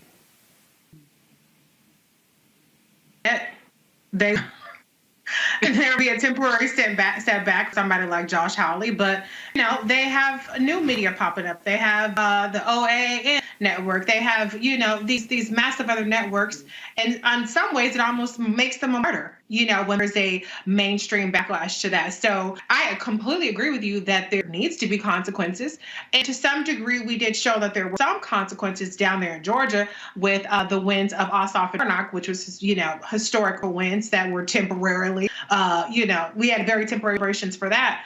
But the reality is that this country just does not have the stomach for accountability for white supremacists. I mean, we just don't. And, Erica sent me, a tweet about the fact that Trump is going to release a statement. What this is all about now is you have some of these resignations, which, to be clear, are about safety and physical self-preservation. I don't think it's simply about image rehabilitation, because as Congressman Lawrence said, that American flag came down and that Trump flag went up. And they understand these people they don't have any protection from Trump, because Trump is one man for himself, and he is quick to ban Mark Short. I heard that he had banned Mike Pence from White House. There's not enough fealty that you can show to Trump to satisfy these Trump people. And all those people in that Congress, whether you were a Democrat or whether you're a Republican, were equally as vulnerable from those Trump insurrectionists. And so they're trying to get the hell out of Dodge, because they don't know what Trump is going to do, and they don't know what these folks are going to do. But what Trump's strategy is, and what's always the strategy from the media, which shockingly a majority of them are saying insurrection and riot and this, that, and the other, and Democrats for once are on the right page of calling it what it is instead of beating around the bush, for the most part. What Trump's strategy is he's going to present a more conciliatory approach so that now the Biden, and I'm Team Kamala, but let's be honest, Biden and the Merrick Garlands will say, well, let's move on. We have to heal, and he's moving on, and all these other things. And so it's just it's offense to say that this is water under the bridge. What happened was an abomination. We're going to move forward as a country together. And that way you try to avoid these investigations. And this right now, it would be open season on Trump and his administration. So that's what Trump is doing right now. It's nothing but self-preservation. The media is going to fall for it, because there's nothing more that our media loves than to rehabilitate the image of any of these Trump people, of the Republican Party, and of white supremacists. Yeah. That's right. Yep. So just a few moments ago, this idiot Trump, once his ban on Twitter was unblocked, this fool dropped this. I wonder if this has anything to do with the 25th Amendment. Don't play his videos, but a moment like this, when you realize how easy man is, it's important to listen to the words. We're going to come back and break this down. Listen to this, frankly. Let me just say, listen to the Trump bullshit. I would like to begin by addressing the heinous attack on the United States Capitol. All Americans, I am outraged by violence, loss, and mayhem. I immediately deployed the National Guard and Federal enforcement to secure and expel these. America is always be a nation of law and order. Demonstrators who infiltrate the Capitol have defied the seat of American democracy. To those who engage in the violence and you do not rep our country, and to invoke the law, you will. We have just been through an election, and the are high, but now must be cooled, calm, restored. We must get on with the business of America. Campaign vigorously pursue legal avenue. Test the election. My only goal was to the integrity of. In so doing, I was aiming to defend our democracy. I continue to strongly believe that we must reform our election law to verify the ID and eligibility of all, and to ensure faith and confidence in all future elections. Congress has certified the results. A new administration will be inaugurated on January 20th. My focus now turns to ensuring a smooth, orderly, endless transition of power. This moment calls for healing and reconciliation. 2020 has been a challenging time for our people. A menacing pandemic has upended the lives of our citizens, isolated millions in their homes, changed our economy, and claimed countless lives. Defeating this pandemic and building the greatest economy on earth will require all of us working together. It will require a renewed emphasis on the civic values, patriotism, faith, community, and family. We must revitalize the sacred of love and loyalty that bind us together, one national family. To the citizens of our serving as your president has been the honor of my life, and to all of my supporters. I know you appointed, but I want you to know that our incredible journey is just beginning. Thank you. God bless you. Bless America. Anybody want to comment on that, Ash? That was excellent. No, but that was excellent. In fact, you know what? I'll just say this very quickly. Reese, you're right. The impulse will be talk about healing, talk about, let's be very, very clear. Until that moment you showed that, Roland, I was kind of ambivalent about the idea of impeachment. And like we said, politicians aren't our friends. I like Ilhan Omar saying, I'm drawing up, and then she drew up the articles of impeachment. She's got some signatures. Here's why I now come down on impeach him. Because he's basically would be impeached for the same thing that he was impeached for the first time, except now, Mr. Ben Sass, I said, Ryan nailed it. This time, impeach him quickly, put it in the Senate, make those white nationalists stand up and remove him, and add this: ban him, bar him from ever running for public office. Because what we just saw, to Reese's point, is this man trying to set himself up so he might run again in 2024. Now I'll come down on the side of impeachment. I'm with Omar and them now. You got to do it. You got to get it to the Senate. And let's see in this moment if you can get him removed, because that's what he just set up. On it, man. I hadn't seen that. Yeah. And the media. Here's the deal, Erica. Erica, here's the deal. All right, you move on it. What you gonna do, Susan Collins? What you gonna do, Murkowski? What you gonna do, Romney? What you gonna do, Sass? That's 4 votes right there. That gets it done. Roland, you already know what they're going to do. They're going to be deeply disturbed. This is really kind of sycophantic behavior and that kind of language that we continue to hear from these folks all these years. But to Reese's point about the whole rehabilitation piece and that the mainstream media is going to roll out really platform in order for this to be done, this is where, again, an engaged citizenry is going to call for people to have long political memories. You know, all of us here have been watching politics and paying attention to politics and engaged in politics for longer than 2016, and so has the RMU audience. But it's really going to be about not forget and bringing back up for people, refreshing feed, as Reese with those palate cleansers on Twitter from time to time, bringing back up to people to let them know when you see a Ben Sass is going to inevitably write another book and, make himself like, kind of this 1950s dad where, gosh darn it, I just don't even know why, he did what he did. To remember that he is one, when you pull up his record, has voted with the son of a Klansman 90% of the time, that he has been in lockstep with him. When you think about Harrison, Mitch McConnell, that he is one that definitely said back in December of 2019, before this went to the Senate for a vote for his impeachment, for him to be out of office, that Mitch McConnell went on Fox News December 12th and said on Sean Hannity's show, listen, we are in lockstep with the White House. We are talking with White House counsel, and whatever it is that needs to be done to preserve the presidency, the illegal presidency of this person and his regime, we are going to, in effect, make sure to do it. Whatever the House does, they impeached it. So what? We have the power. We're going to make sure that he's acquitted. And that's exactly what the Senate did. Senate Republicans, did.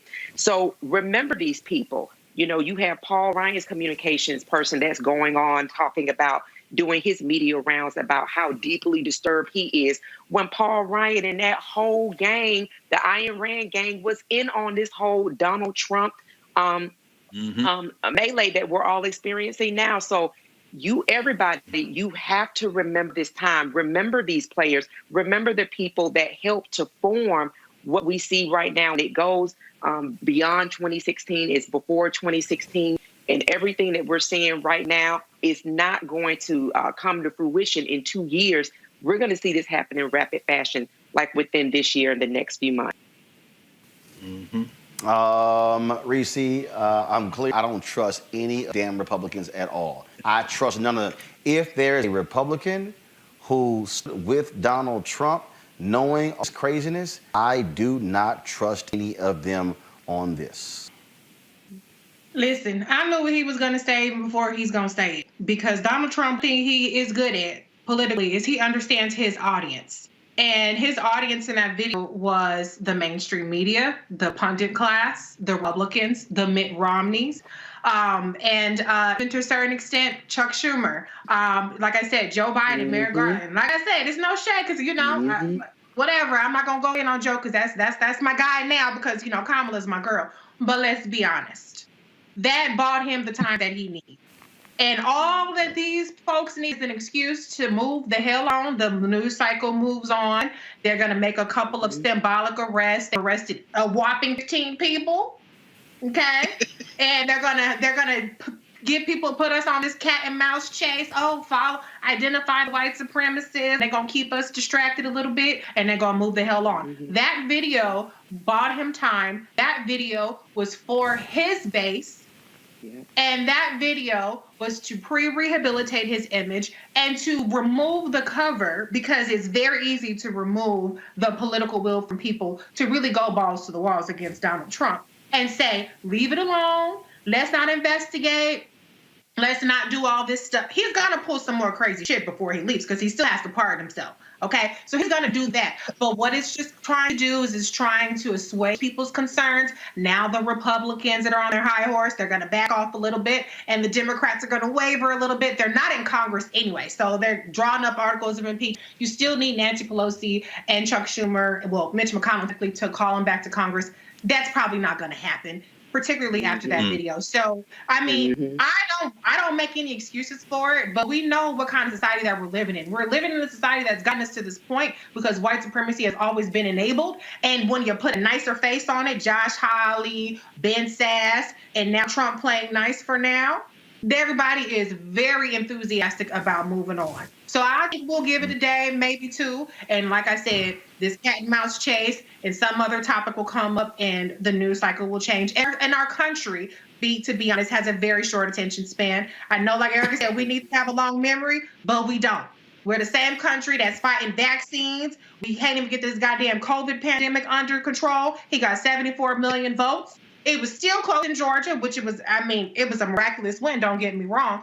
We don't have the people in this country to really make them pay the way they need to. So I hate to be Debbie Downer on the situation, but let's just be honest. Like I said on Wednesday or Tuesday, we have not defeated white supremacy. We've only bought ourselves a little bit of time, and white supremacy bought themselves a little bit more time with that Donald Trump video. That's right. You're absolutely right. All right, folks. Here's a piece. I'm going to go to a break in a second. I'm going to come back and talk to Dr. Chris Metzler about the 25th Amendment.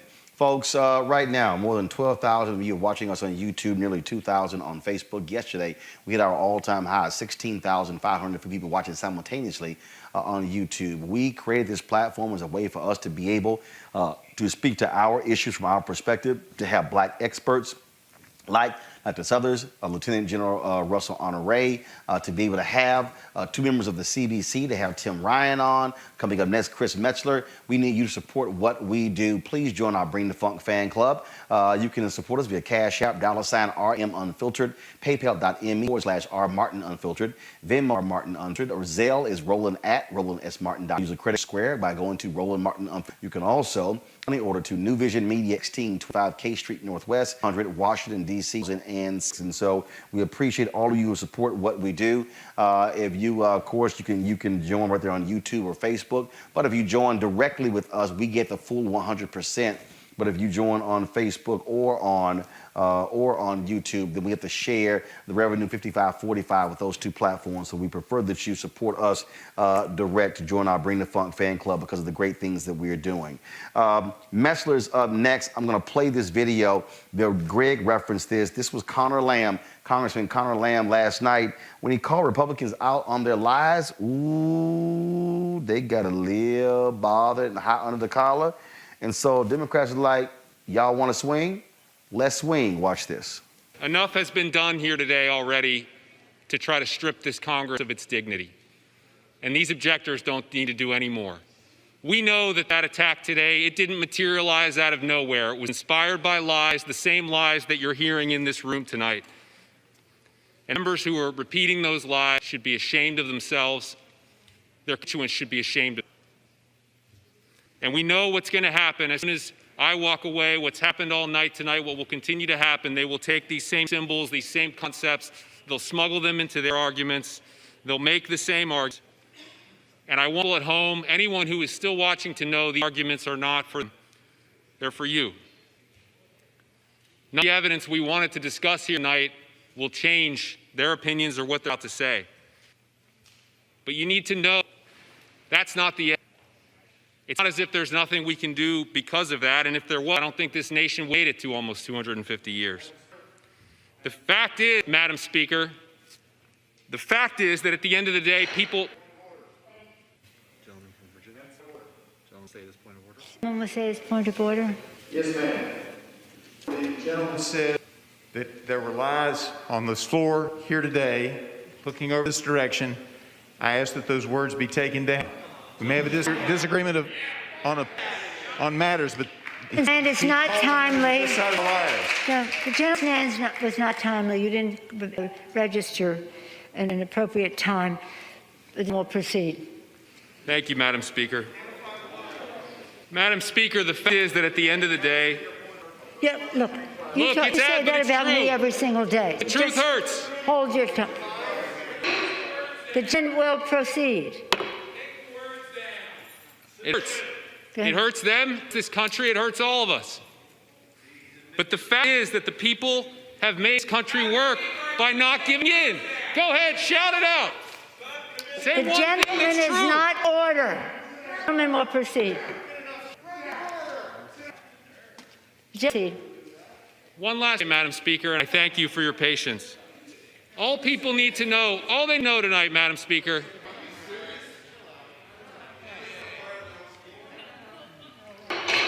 the order in the House. There'll be order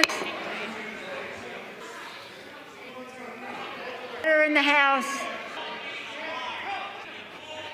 The gentleman clear this. The gentleman of the chamber. I'll proceed. Madam Speaker, the truth hurts. All right. Reason, y'all, we didn't see exactly what happened there because Congress controls the cameras when they're in session. There are only 3 cameras. There's the wide angle, the center camera. There's the camera that goes on where Republicans on their mic, and the other camera on the Democrats' mic. And so that's why you only see those 3 cameras. C-SPAN only is able to show those 3 cameras. The issue of the 25th Amendment has come up a lot. As I said, Vice President Mike Pence, according to his advisors, has said he's not going to move forward with that. So what exactly is the 25th Amendment and what could its impact be? Joining us right now is constitutional law expert Dr. Chris Messler. Chris, first and foremost, you are conservative, you're a Republican, you've seen all of this madness, what took place on yesterday. Surely you have to be embarrassed to watch these Republicans even still support vote to accept the electors of Pennsylvania and Arizona after what took place yesterday. And it just makes no sense. It makes absolutely no sense. And in fact, it was shameful. It was not, in my view, unexpected, though. But as we look at the Republicans who, well, let's start with the president. The president clearly has blood on his hands because there was no reason whatsoever to call people to Washington on the 6th of January. He knew the reason that he was calling them there. He knew what they were going to do. So, in fact, he's aided and abetted that. That's number one. And after everything that happened, those members, those Republicans, both in the House and the Senate, who still raised those objections, I guess they think, oh, well, I'm going to get reelected. I don't need black folks, young folks, et cetera, voting for me. So whatever. And let me go specifically to Josh Hawley. First of all, as it relates to Josh, I hope everyone knows that he's raised a significant amount of money over his objections. And we should also know that he plans to run for office in 2024. Naked ambition. So it is what it is. And the folks who did what they did yesterday, that's not the Republican Party I know. But apparently, from my perspective, there is no Republican Party. It is a loose collection of factions. That's pretty much what you got. For folks who don't, when these constitutional issues come up, people who don't really understand, most people haven't even read the Constitution. When you watch some of these movies, they give you the impression that all the cabinet officers have to sign a letter invoking the 25th Amendment. Is that true or not? No, they don't all have to sign. What has to happen is the vice president gets a majority of them to say, we want to do that.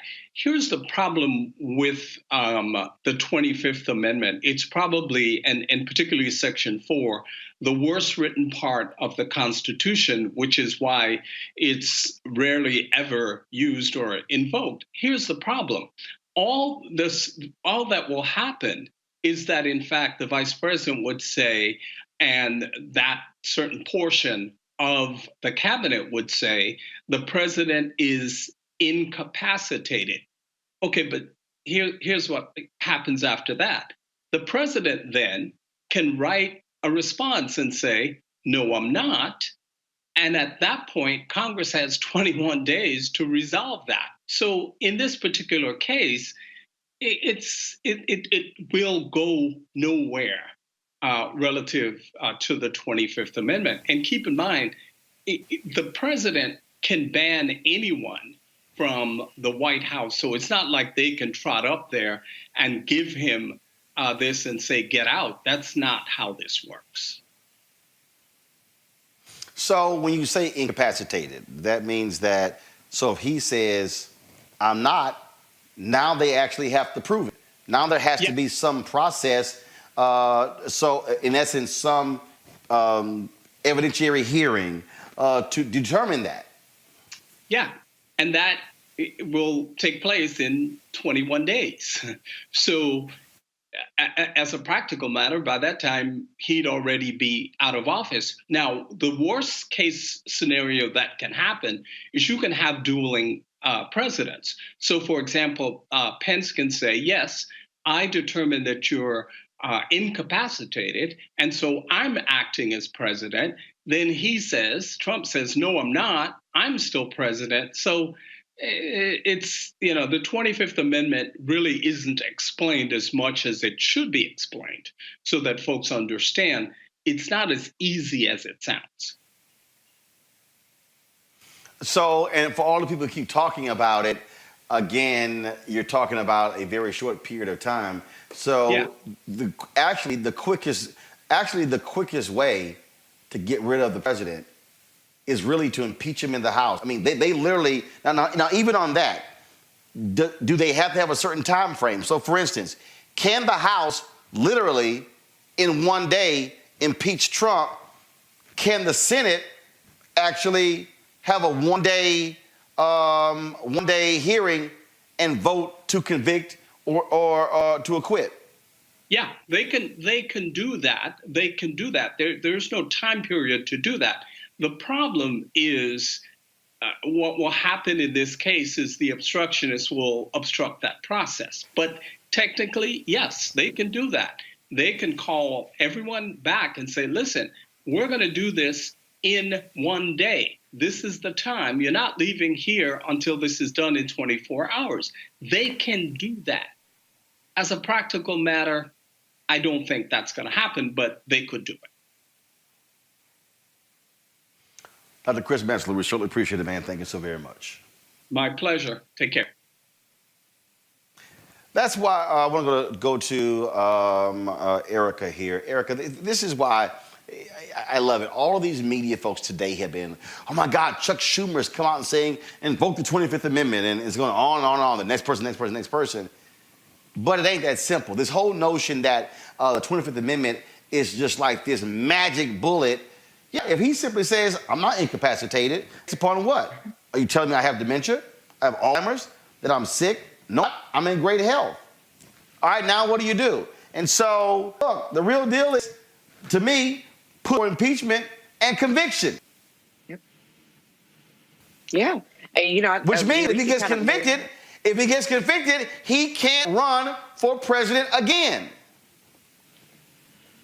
Exactly. And I'm glad you're repeating that, because that just needs to be repeated over and over. So it really does marinate into the frontal lobe of everyone's mind. That is what's going to have the most effect. Reese just laid it out for us a few moments ago, what this propaganda that we've seen that's now posted on Twitter is all about. It is about him continuing to be able to maintain the power that he has within the cult that he has created, right? And so when we look at what mainstream media has done with their participation in reforming the Frankenstein that they have before them, allowing him to call into shows, giving him carte blanche, explaining him away, doing the J.D. Vance, the hillbilly elegy profiles, breathless profiles over and over again over the folks that support him.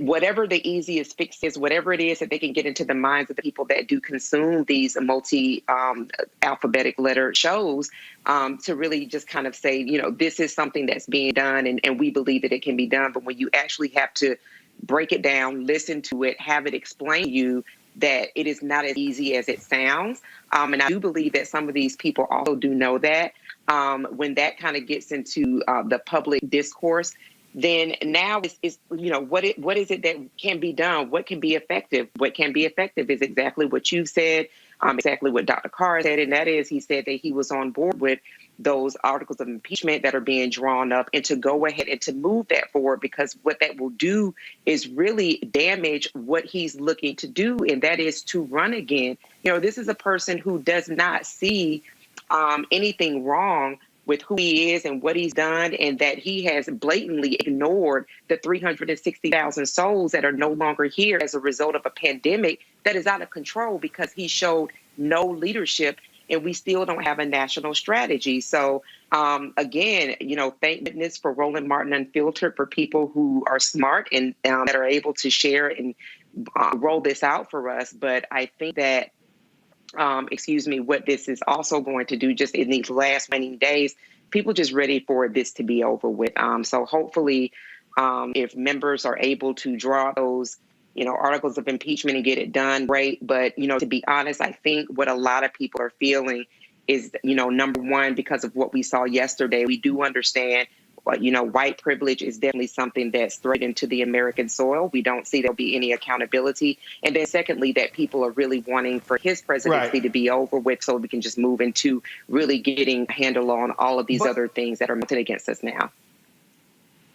But it's not going away, it's not going away at all. Donald Trump will still be there, and these idiots will follow everything that he asked them to do. Yeah, and I think that, he's there to remind the public about how the Republican Party is the biggest threat to the national security and well-being of this country. Because if you don't have a Trump, then you have a Josh Hawley, you have a Paul Ryan, you have a charismatic, thin, younger white man who, nice tailored suits and, is well-spoken, maybe even a little soft-spoken. So, I love how Dr. Carr has always said, smile at Mike Pence, and he likes people to show their cards. And I think that's what we have with Trump. Trump dangerous, so I'm not trying to diminish that. We don't know what the hell he's going to do. He's starting shit with Iran a couple days ago. It's already fallen off everybody's radar. So he's dangerous, and he is a threat, but does the Republican Party get that? Do the balls to go against them? You still had 7 people vote against certifying the election in the Senate, and over 100 people in the House. So Donald Trump still has the Republican Party by the ball. to some degree, that could be helpful to the Democrats because he's an egomaniac, and once he's out of office, we have to be worried about him selling secrets, and things like that. But in terms of the political warfare he's going to wage on his own party, that'll be their problem to deal with. So, I don't think we're going to see any press on this impeachment. That part is theater. The 25th Amendment stuff is theater. These folks trying to rehabilitate their images. Lane Chow jumping ship, a couple of jumping ships. It's just all about trying to misdirect the blame away from the people who are complicit in this administration. Last thing I will say, though, what I would like to see happen is for the Congress to come back into session to get these Biden-Harris appointees. Because from what I understand, and if I can recall correctly, they're not scheduled to come back until the 19th. That's the day before the inauguration. So there's no chance in hell that we're going to have any appointees confirmed on January 20th. So unless Biden comes in and immediately asks for the resignation of all these people, of all these Trump appointees, they're going to be behind the 8 ball. So listen, if you can get impeachment done, which I doubt, fine, but get back to the business of preparing for the incoming administration. Make sure that Warnock and Ossoff are seated, that Chuck Schumer is the leader, and that we can move on and start the Biden-Harris administration situated to address these demands very quickly. We do not have any more time to spare in the middle of a pandemic. That's right. Greg, very simple, and that is this here. What we are looking at, we talk about this all the time. That clip I played from ABC, that was 5 years ago.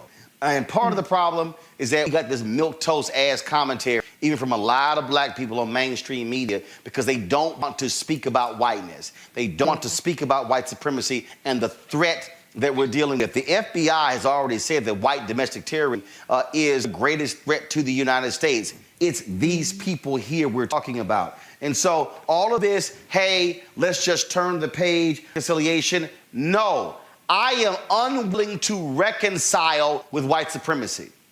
I am not trying to go along and get along.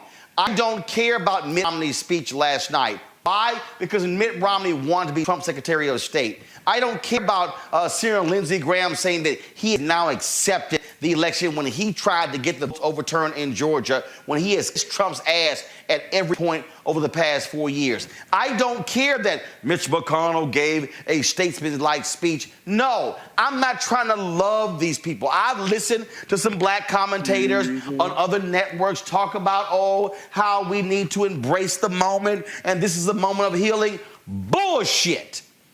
These folks do not want to heal. These people want to kill, steal, and destroy. They do not want to see black people voting. They do not want to see black Latino folks voting. They want us to go back to where we have slavery without shackles. They do not want to share power. They do not want us to have any control whatsoever. They can't stay. Is how they recently use woke, how they attack us. We're going to talk about that with our next guest after your comment, Greg. His brother was attacked for wearing a dashiki in the courtroom, and he's a damn lawyer. If you saw these folks allow these racist terrorists to come into the U.S. Capitol. No, black folks do not fall for the okie doke. These people are not our friends. They're not our allies. We cannot work with them. Once you show me you choose to work with evil, I am going to take you at your word. Damn, working with you. You're right, Roland. And this is why this show, this space, now I just want to echo what Reese has said and what Eric has said. This is the gold standard of conversation right now in media across platforms. Because what we've heard tonight is very nuanced, very well thought out discussion of where we are and what the possibilities are. When Chris Metzler says that the Republican Party is basically a bunch of factions, that was a very important statement. And what Reese has said, right, and Erica has said it as well, there's probably very little, if in no possibility of doing 25th Amendment or impeachment. However, this might be an inflection point in American history. They take decades, centuries even to build. But what can you do in this small window before, as you say, the attention span is gone? Simply put, the Justice Department, forget Merrick Garland, look at Kristen Clark and look at Vanita Gupta and look at his deputies and say, you know what? There needs to be a criminal investigation of Trump. That'll keep Trump tied up. Don't put all this off on Letitia James or Carl Racine and them. Let Duke rebuild the Civil Rights Division. Go to the FBI, reform them thoroughly, because the FBI ain't nobody's friend. Let's be clear. Domestic terrorism, all this stuff. Do that now. Set that aside. I thought, interestingly enough, at that rally yesterday, that Trump almost sounded jubilant and relieved. It may be that he doesn't want to run in 2024, but that he wants to retain that power because he ain't nothing but a carnival barker. But as long as he is in the field of play, he freezes the Harleys. He freezes the Cottons in them because they've got to maintain that white nationalist attitude. And that might just be the thing to allow him to do, be under investigation, do this kind of thing. By the way, Roland, where's our man Vernon Jones? Because I saw him out there. He joined the Republican Party on the platform. Yeah, his punk ass was there. He said he's joining the Republican Party. And I've been in Georgia 5 weeks. Let me just be as clear as possible. I'm trying not to cuss. Some of y'all say I cuss too much.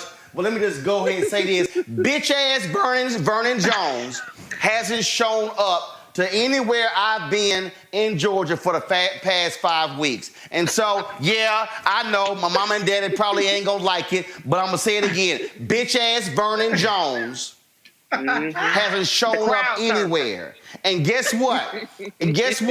Angela Stanton, your trifling ass ain't said nothing. Bruce Lavelle, your trifling ass ain't saying nothing. Alveda King, I want to know, where are you with your Christian talk about what happened yesterday? All y'all punk-ass black MAGA people who are running around saying who y'all voted for him. Yeah, Malik Abdul. I'm talking about you. I'm talking about Paris Denard. All y'all. Y'all all supported a racist, sexist, thieving, lying SOB who will unleash hate on this country, and y'all wanted 4 more years of that trash. That's why I don't want to hear a damn thing from nobody who's a part of the 74 million.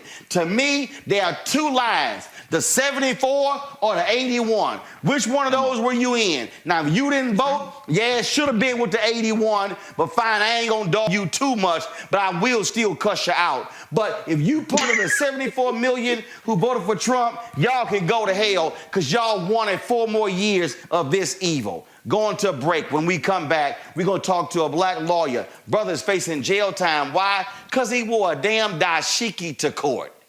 I'll explain next on Roland Martin Unfiltered. I want to talk to the Trump supporters for a minute. I don't know who you are, and I don't know why you like this guy. Whatever he does, he accuses everyone else of doing. The man cannot tell the truth, but he combines it with being a narcissist. A narcissist at a level I don't think this country's ever seen. And my concern is that he would grab up that power and really treat the country as sort of his little bully fiefdom. Donald Trump is everything I taught my children not to do in kindergarten. He's been exploiting working Americans for 40 years. He's a race-baiting, xenophobic, religious bigot. He says he's for the little guy, but he's actually built a lot of his businesses on the backs of the little guy. You know, Donald Trump the other day said that, quote, if he tells a soldier to commit a war crime, the soldier will just go do it.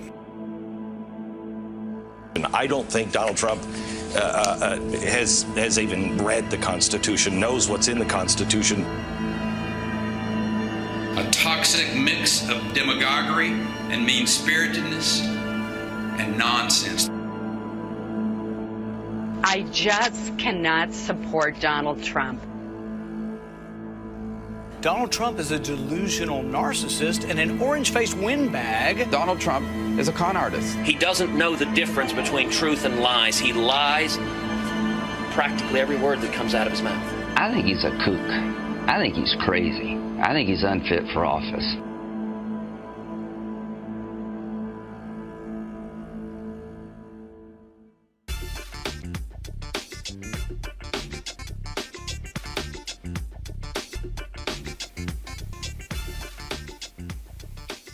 Folks, attorney Jaya Person Lin is scheduled to be sentenced on Friday after the jury convicted him of 1 count of willfully resisting, delaying, or obstructing a peace officer.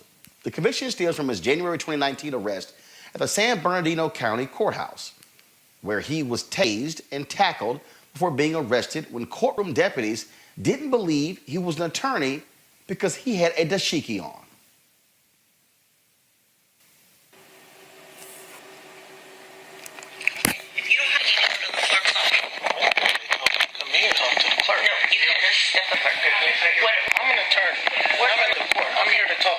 That's what I'm here What for. are you The clerk. about what case? Anyone, it's not social hour with the clerk. Figure out what you're doing here. You can step out. Step out. Oh my God, I'm available over. You cannot approach the clerk. Carbon 7. Got Because that's unruly the clerk. passenger. You see that? Do not approach the clerk.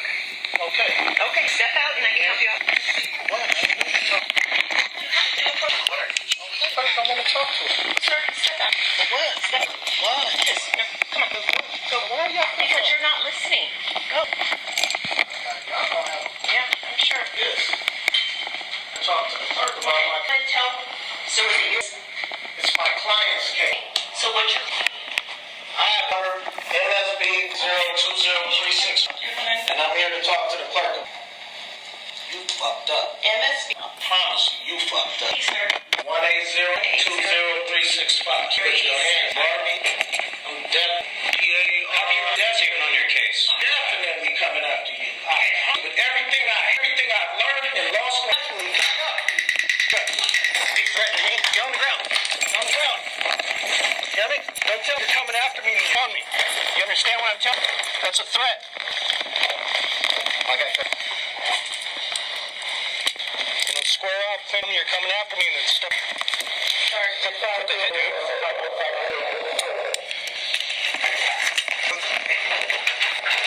You done? You gonna go to the program or you gonna get my taser?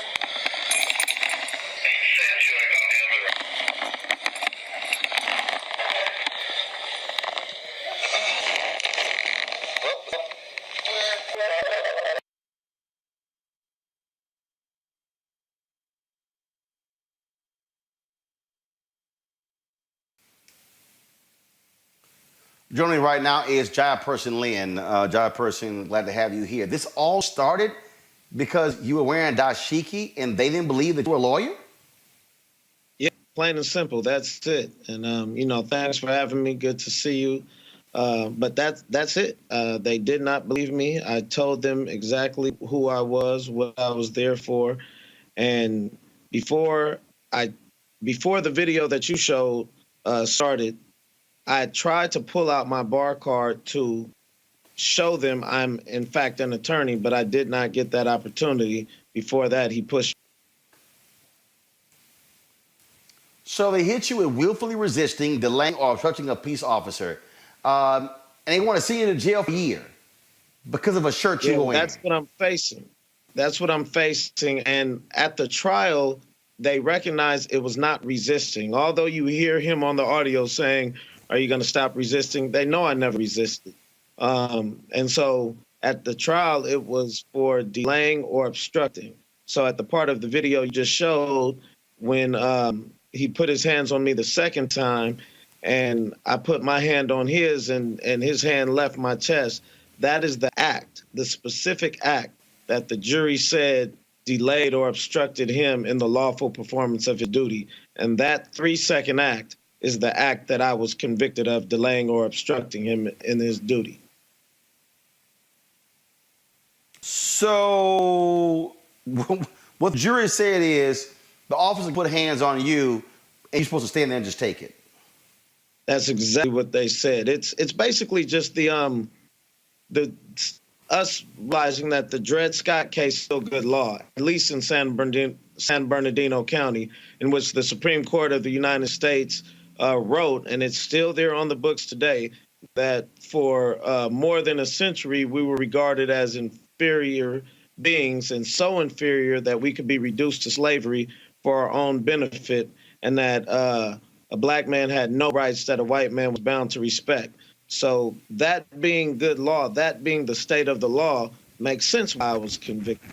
But if I was actually a true full citizen of this nation, I would not have been even charged. That officer would have been charged for battery and assault with a deadly weapon when he shot me with the taser.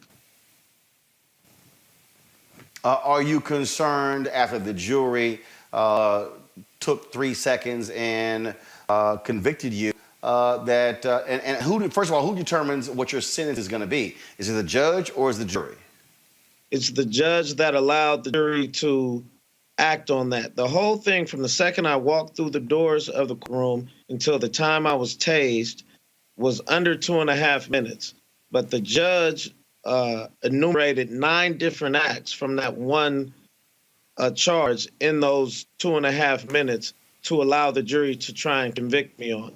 So they didn't convict me on the other 8, but they convicted me on that one act, it took the jury 7 hours of deliberation, and it was only about 7 hours of testimony. So that's a long time to testify. That's a long time to deliberate with such short testimony. But when the judge allowed all of those acts to come in, they figured they had to convict me of something, and they ultimately did. And then when I talked to a couple jurors afterwards, one of them told me it wasn't the act of putting his hand away from you that was the guilty act. It was the fact that once you did that, it made him focus on you more. So he followed you out of the courtroom. Even though I was following their instructions to leave, the fact he followed and nobody asked him to follow is what made me delay him. That was their actual reasoning that they stated why they convicted me. That makes no sense whatsoever. It makes no sense because what they're saying is if there's an officer on the streets doing DUI patrol, but then they pull me over for using my cell phone while driving, I have now obstructed this officer from doing his DUI patrol duty. And that is the kind of logic that the jury of no black people. We were in Rancho Cucamonga. It's 8 or 9% black. It's 10% Asian. But out of the 24 jurors in the jury pool, there were 0 blacks and 6 Asians. And one of the jurors, the juror that told me his reasoning, he actually told the judge before the trial that he's not a good juror for this because he believes police are right all the time.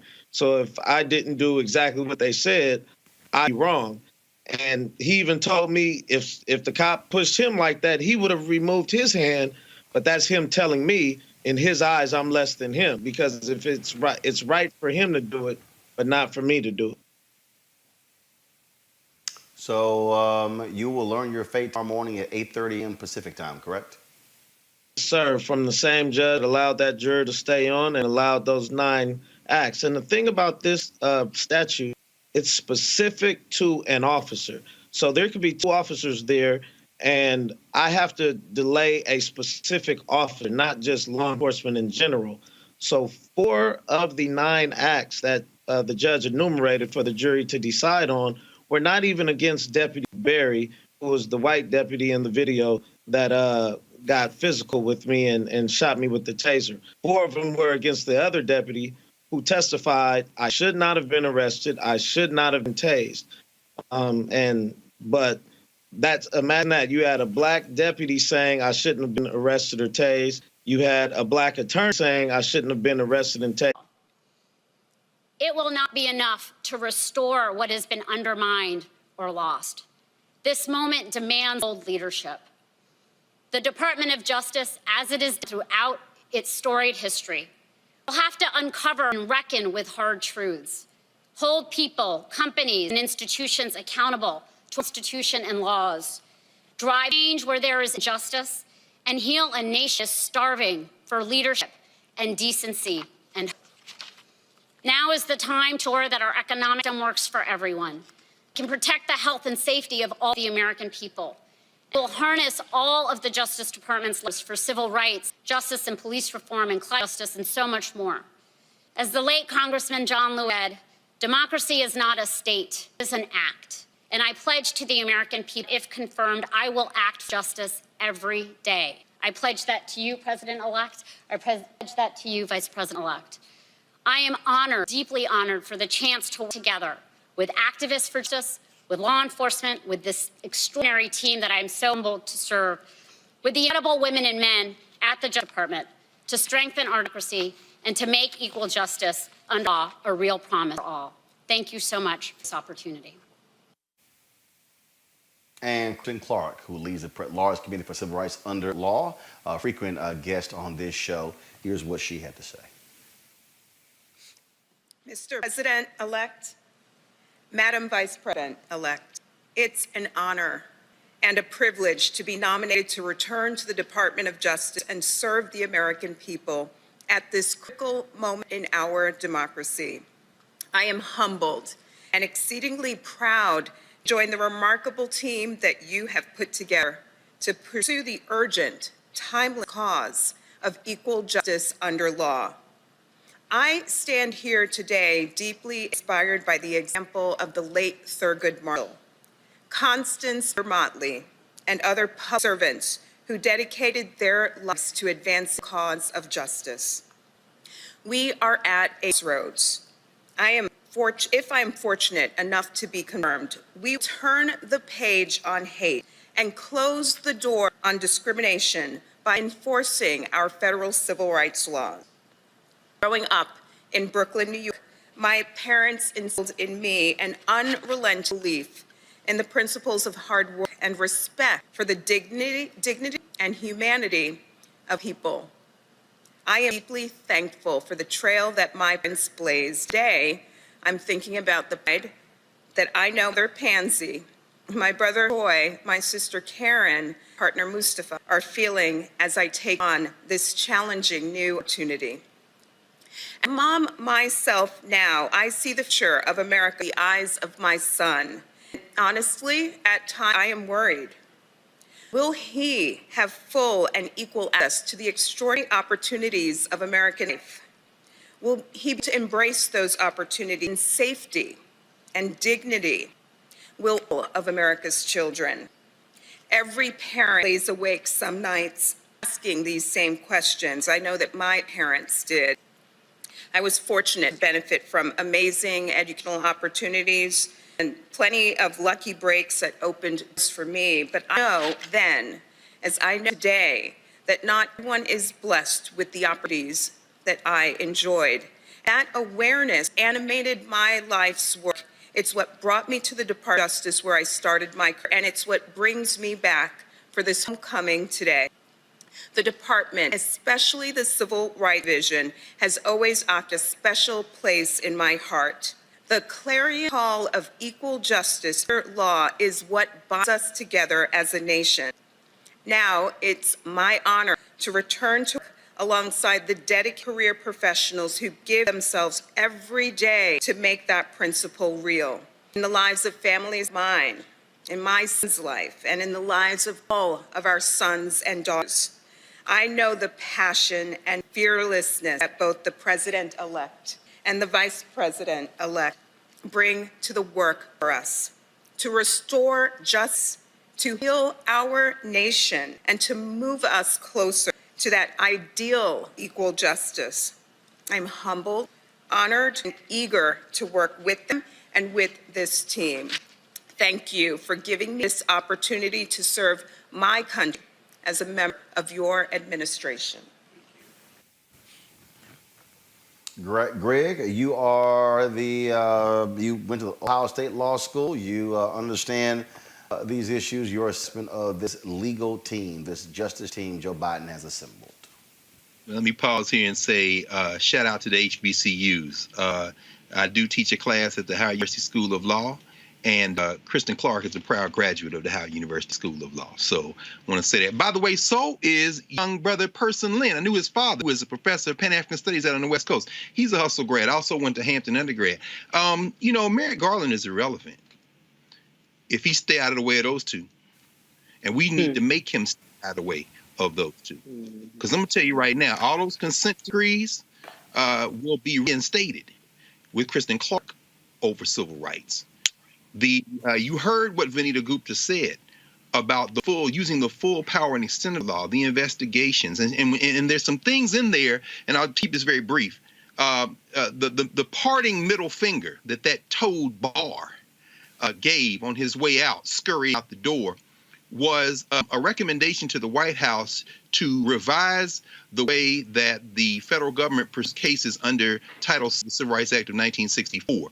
This is what they call in the law the kind of use of patterns, or the phrase in Title VI is disparate impact.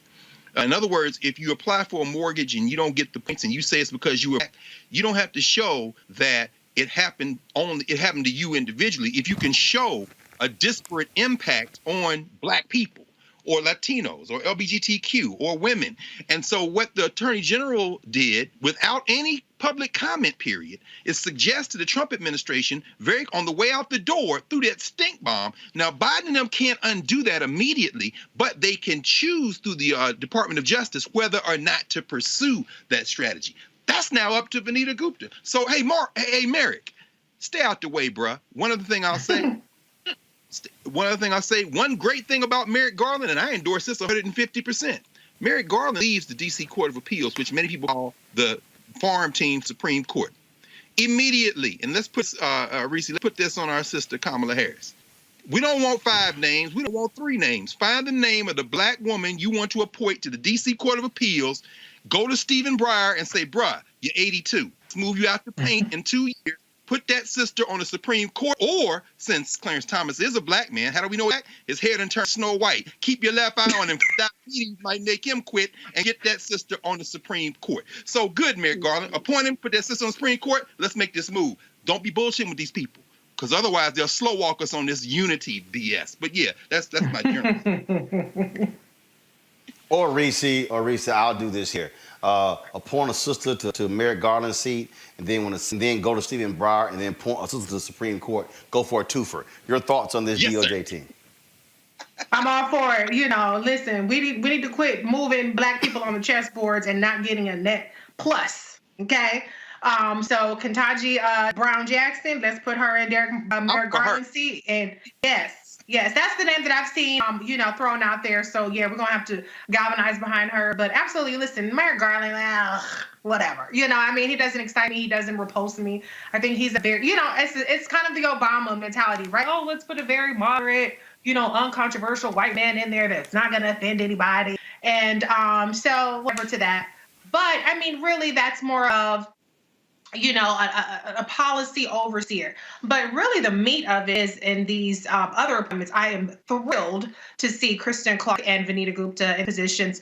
That is going to bring tangible change, because these are not people that just sit up there and throw flames. These are people that are actually serious people who have been on the forefront of all of these major fights throughout and before that we need to deal with. So these are very, very, very serious, credible picks that are exciting picks. I think people are going to have a hard time trying to diminish them and say that that the Biden-Harris administration is unserious about progress on these fronts, assuming, as Dr. Carr pointed out, that Merrick Garland stays out the way and kind of lets them run the show. So this is that is just absolutely thrilling to me.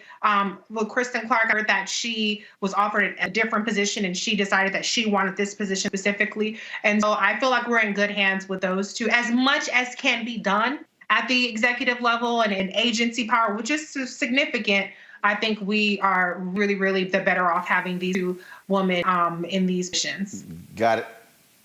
Erica, final comment? Sherilyn Ifill.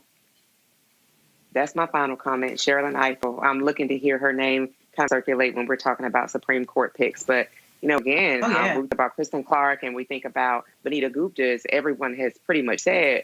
When I think about in terms of all of the unsexy fights, they have been in state courts. They have been fighting the good fight on the unpopular, uncovered cases that have really kind of helped democracy continue to really push forward. So really happy to hear this. And we're, again, like everybody else, we're just looking forward to day one so we can get things moving and going. Roland, before you move to your next story, though, I must say, I was going to say, that signer, that way too much Sister George. See, that's what Mo Brooks and them hate. You see that? She was getting it. She was giving it. That's what they hate, man. Sis had her purple and her black on. Hey, we have flavor no matter what we do. All right, y'all. I'm gonna end it. First of all, Kristen Clark is a huge of this show. I've been hugely supportive of her leading the Lawyers Committee. I'm joining TV1 on this show as well, and so we certainly congratulate her and look forward to working with her in the Department of Justice. I saw this clip. Jamal Bryant posted this real quick, y'all. Yesterday, when all the stuff was going down in the House, somebody shared this video. Lisa Rochester of Delaware. All I'm simply saying is, if y'all need somebody to pray on your behalf, y'all might want to call her. This is what went down in the midst of that craziness in the House yesterday. Check this out. Imagine, and law enforcement will take over. These moments, as members of the House chamber got on their knees and prayed, all of it bringing the presidential transition process, which was supposed to be happening today, to a screeching halt, although we do understand there's an effort to get it back underway tonight to continue the continuity of government, which is obviously so important in the United States. Imagine, and y'all saw the look on her face.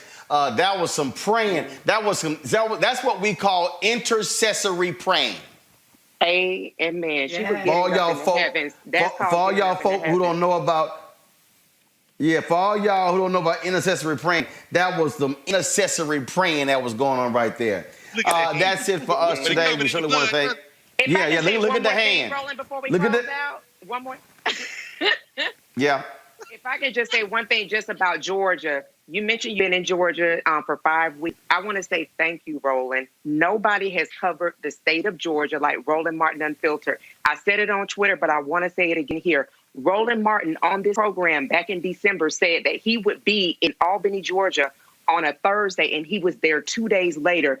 And after that, the Warnock campaign showed up, and they showed up again and again and again. It's folks like Roland Martin that they don't say that they're going to do something and maybe do it. They damn do it. Roland, you helped turn the tide. You talked to people. You were on the ground. It seemed like it was 24 hours coverage. So my brother, I bless you. I thank you. You covered 159 counties. And you were also, as Congresswoman Brenda Long talked about Michigan, you were also very much so a part of the way that helped turn Georgia motherfucking blue. So thank you, Roland Martin. Well, certainly appreciate it. We've had a great time here in Georgia. We made the commitment that we were going to be here. And so we were in Albany two times. We were in Albany twice. We were in Columbus twice. We were in Savannah 3 times. We were in Macon. We were in Athens. We were in Clay County, Gwinnett County, DeKalb County, Fulton County. And so we spent lots of time here. And this is also why I encourage people to join our Bring the Funk fan club. Because I need y'all to understand, there's a mayoral election in St. Louis. The primary is March 21st. It's nonpartisan. You've got a white progressive who's running. You've got 3 African Americans. Don't see why the black people in St. Louis can't get together and run one person. Okay, that's how Shara Jones lost last time. But I've already reached out to her. We're going to go to St. Louis. We're going to host a town hall there. We'll invite other candidates as well. But we're going to be doing that. You got Virginia gubernatorial race is going to be taking place. The primary is likely in June. We're going to be all over Virginia. We're looking at some of these races. In 2022, Ron Johnson is running in Wisconsin. We're going to go to Wisconsin and take his ass out. That punk ass Marco Rubio will be running in Florida. We plan on going down to Florida, taking his ass out as well. And so we are going to use our resources to be on the ground, going to places. And just so y'all know, I wish I could show it to you, but it's actually connected. I just want y'all to understand. Y'all think, and I'm purposely transparent because I need y'all to understand. So like when I talk to my nieces, I tell them how much stuff costs so they can understand that this stuff don't just happen. I mean, seriously. The equipment, the live streaming equipment that we use is called an LU800. Y'all, we were out there. ABC got the same unit. CBS got the same unit. NBC got the same unit. Fox got the same unit. Now, they probably got 30, 40, or 50 of them. We got 2. But we're using top-of-the-line equipment that these folks are doing as well. And so I need our people to understand that we're serious about covering African Americans, bringing you the kind of news we're talking about. And so, again, that vehicle, that roll-roll bill we're talking about, that was $188,000. that allows for us to be able to travel across the country and broadcast wherever we go. I told y'all last night, our goal is to launch our OTT channels, okay? That means we're gonna be on Apple TV, we're gonna be on Roku, we're gonna be on Twitch, we're gonna be on Amazon Fire, we're gonna be on Xbox, we're gonna be on Samsung TV. That's $145,000 a year. And so we're not playing around. Let me be just real clear. I'm not wasting any more time on what other black media people are not doing. I tried to partner with all these other black media people. Y'all, I emailed all of them. Folk didn't want to partner. I'm not wasting any more time. We're going to build this, and we're going to build something significant. And so once I unveil it to y'all, I'm telling y'all, the vision was always larger than just a show for me. It was always larger. Okay, and so we're going to be hiring a number of people in 2021 to build this team out. So do understand, we're not playing games. I am not going to cede anything to the other networks. We can do just as well. And in fact, I got an email from one of these from Showtime for a show. They actually want to use some of the video from one of the Warnock rallies that we shot that they don't have.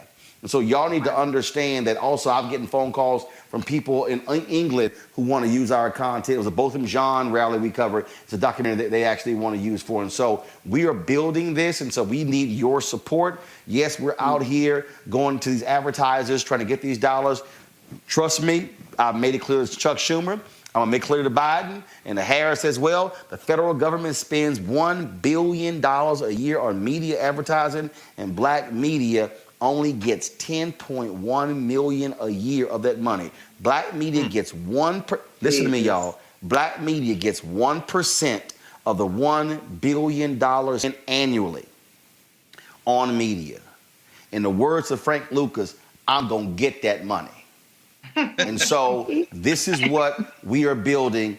And so do understand, I'm not playing games. And so we're serious about this. And so I just want y'all to understand that when you give, and y'all need to understand, I get every time y'all give to Cash App, my phone pings. When you give to PayPal, when you give to Zelle, when you give to Venmo, I literally see every single one of your notices. And for the folks who gave today $1.75, there are people who gave $4 today. There are people who gave $10 today. There was somebody who gave a $250 one-time gift. I appreciate the $1.75. I appreciate the $250 because you know what? $250 plus $175 is $250, $175. And so it all matters. And so we want y'all to please support us in what we do. Cash App is $RM Unfiltered. PayPal is paypal.me/RM Unfiltered. The Venmo is venmo.com/RM Unfiltered. Zelle is at Roland S.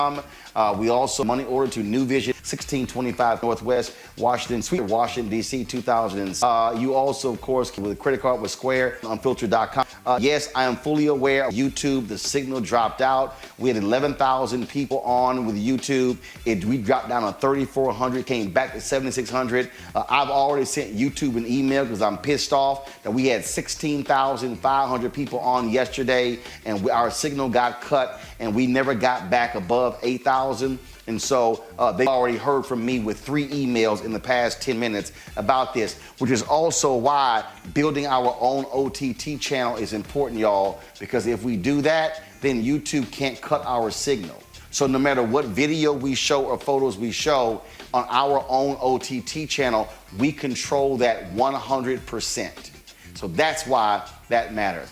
Folks, I appreciate it. Tomorrow's my last day here in Georgia. We return back to our home on Saturday. And so I ain't seen my folk. I'm sure my niece is like, what do he look like? But again, we've been out here doing the work. And so we're going to keep doing the work. I will see y'all tomorrow on Roland Martin Unfiltered.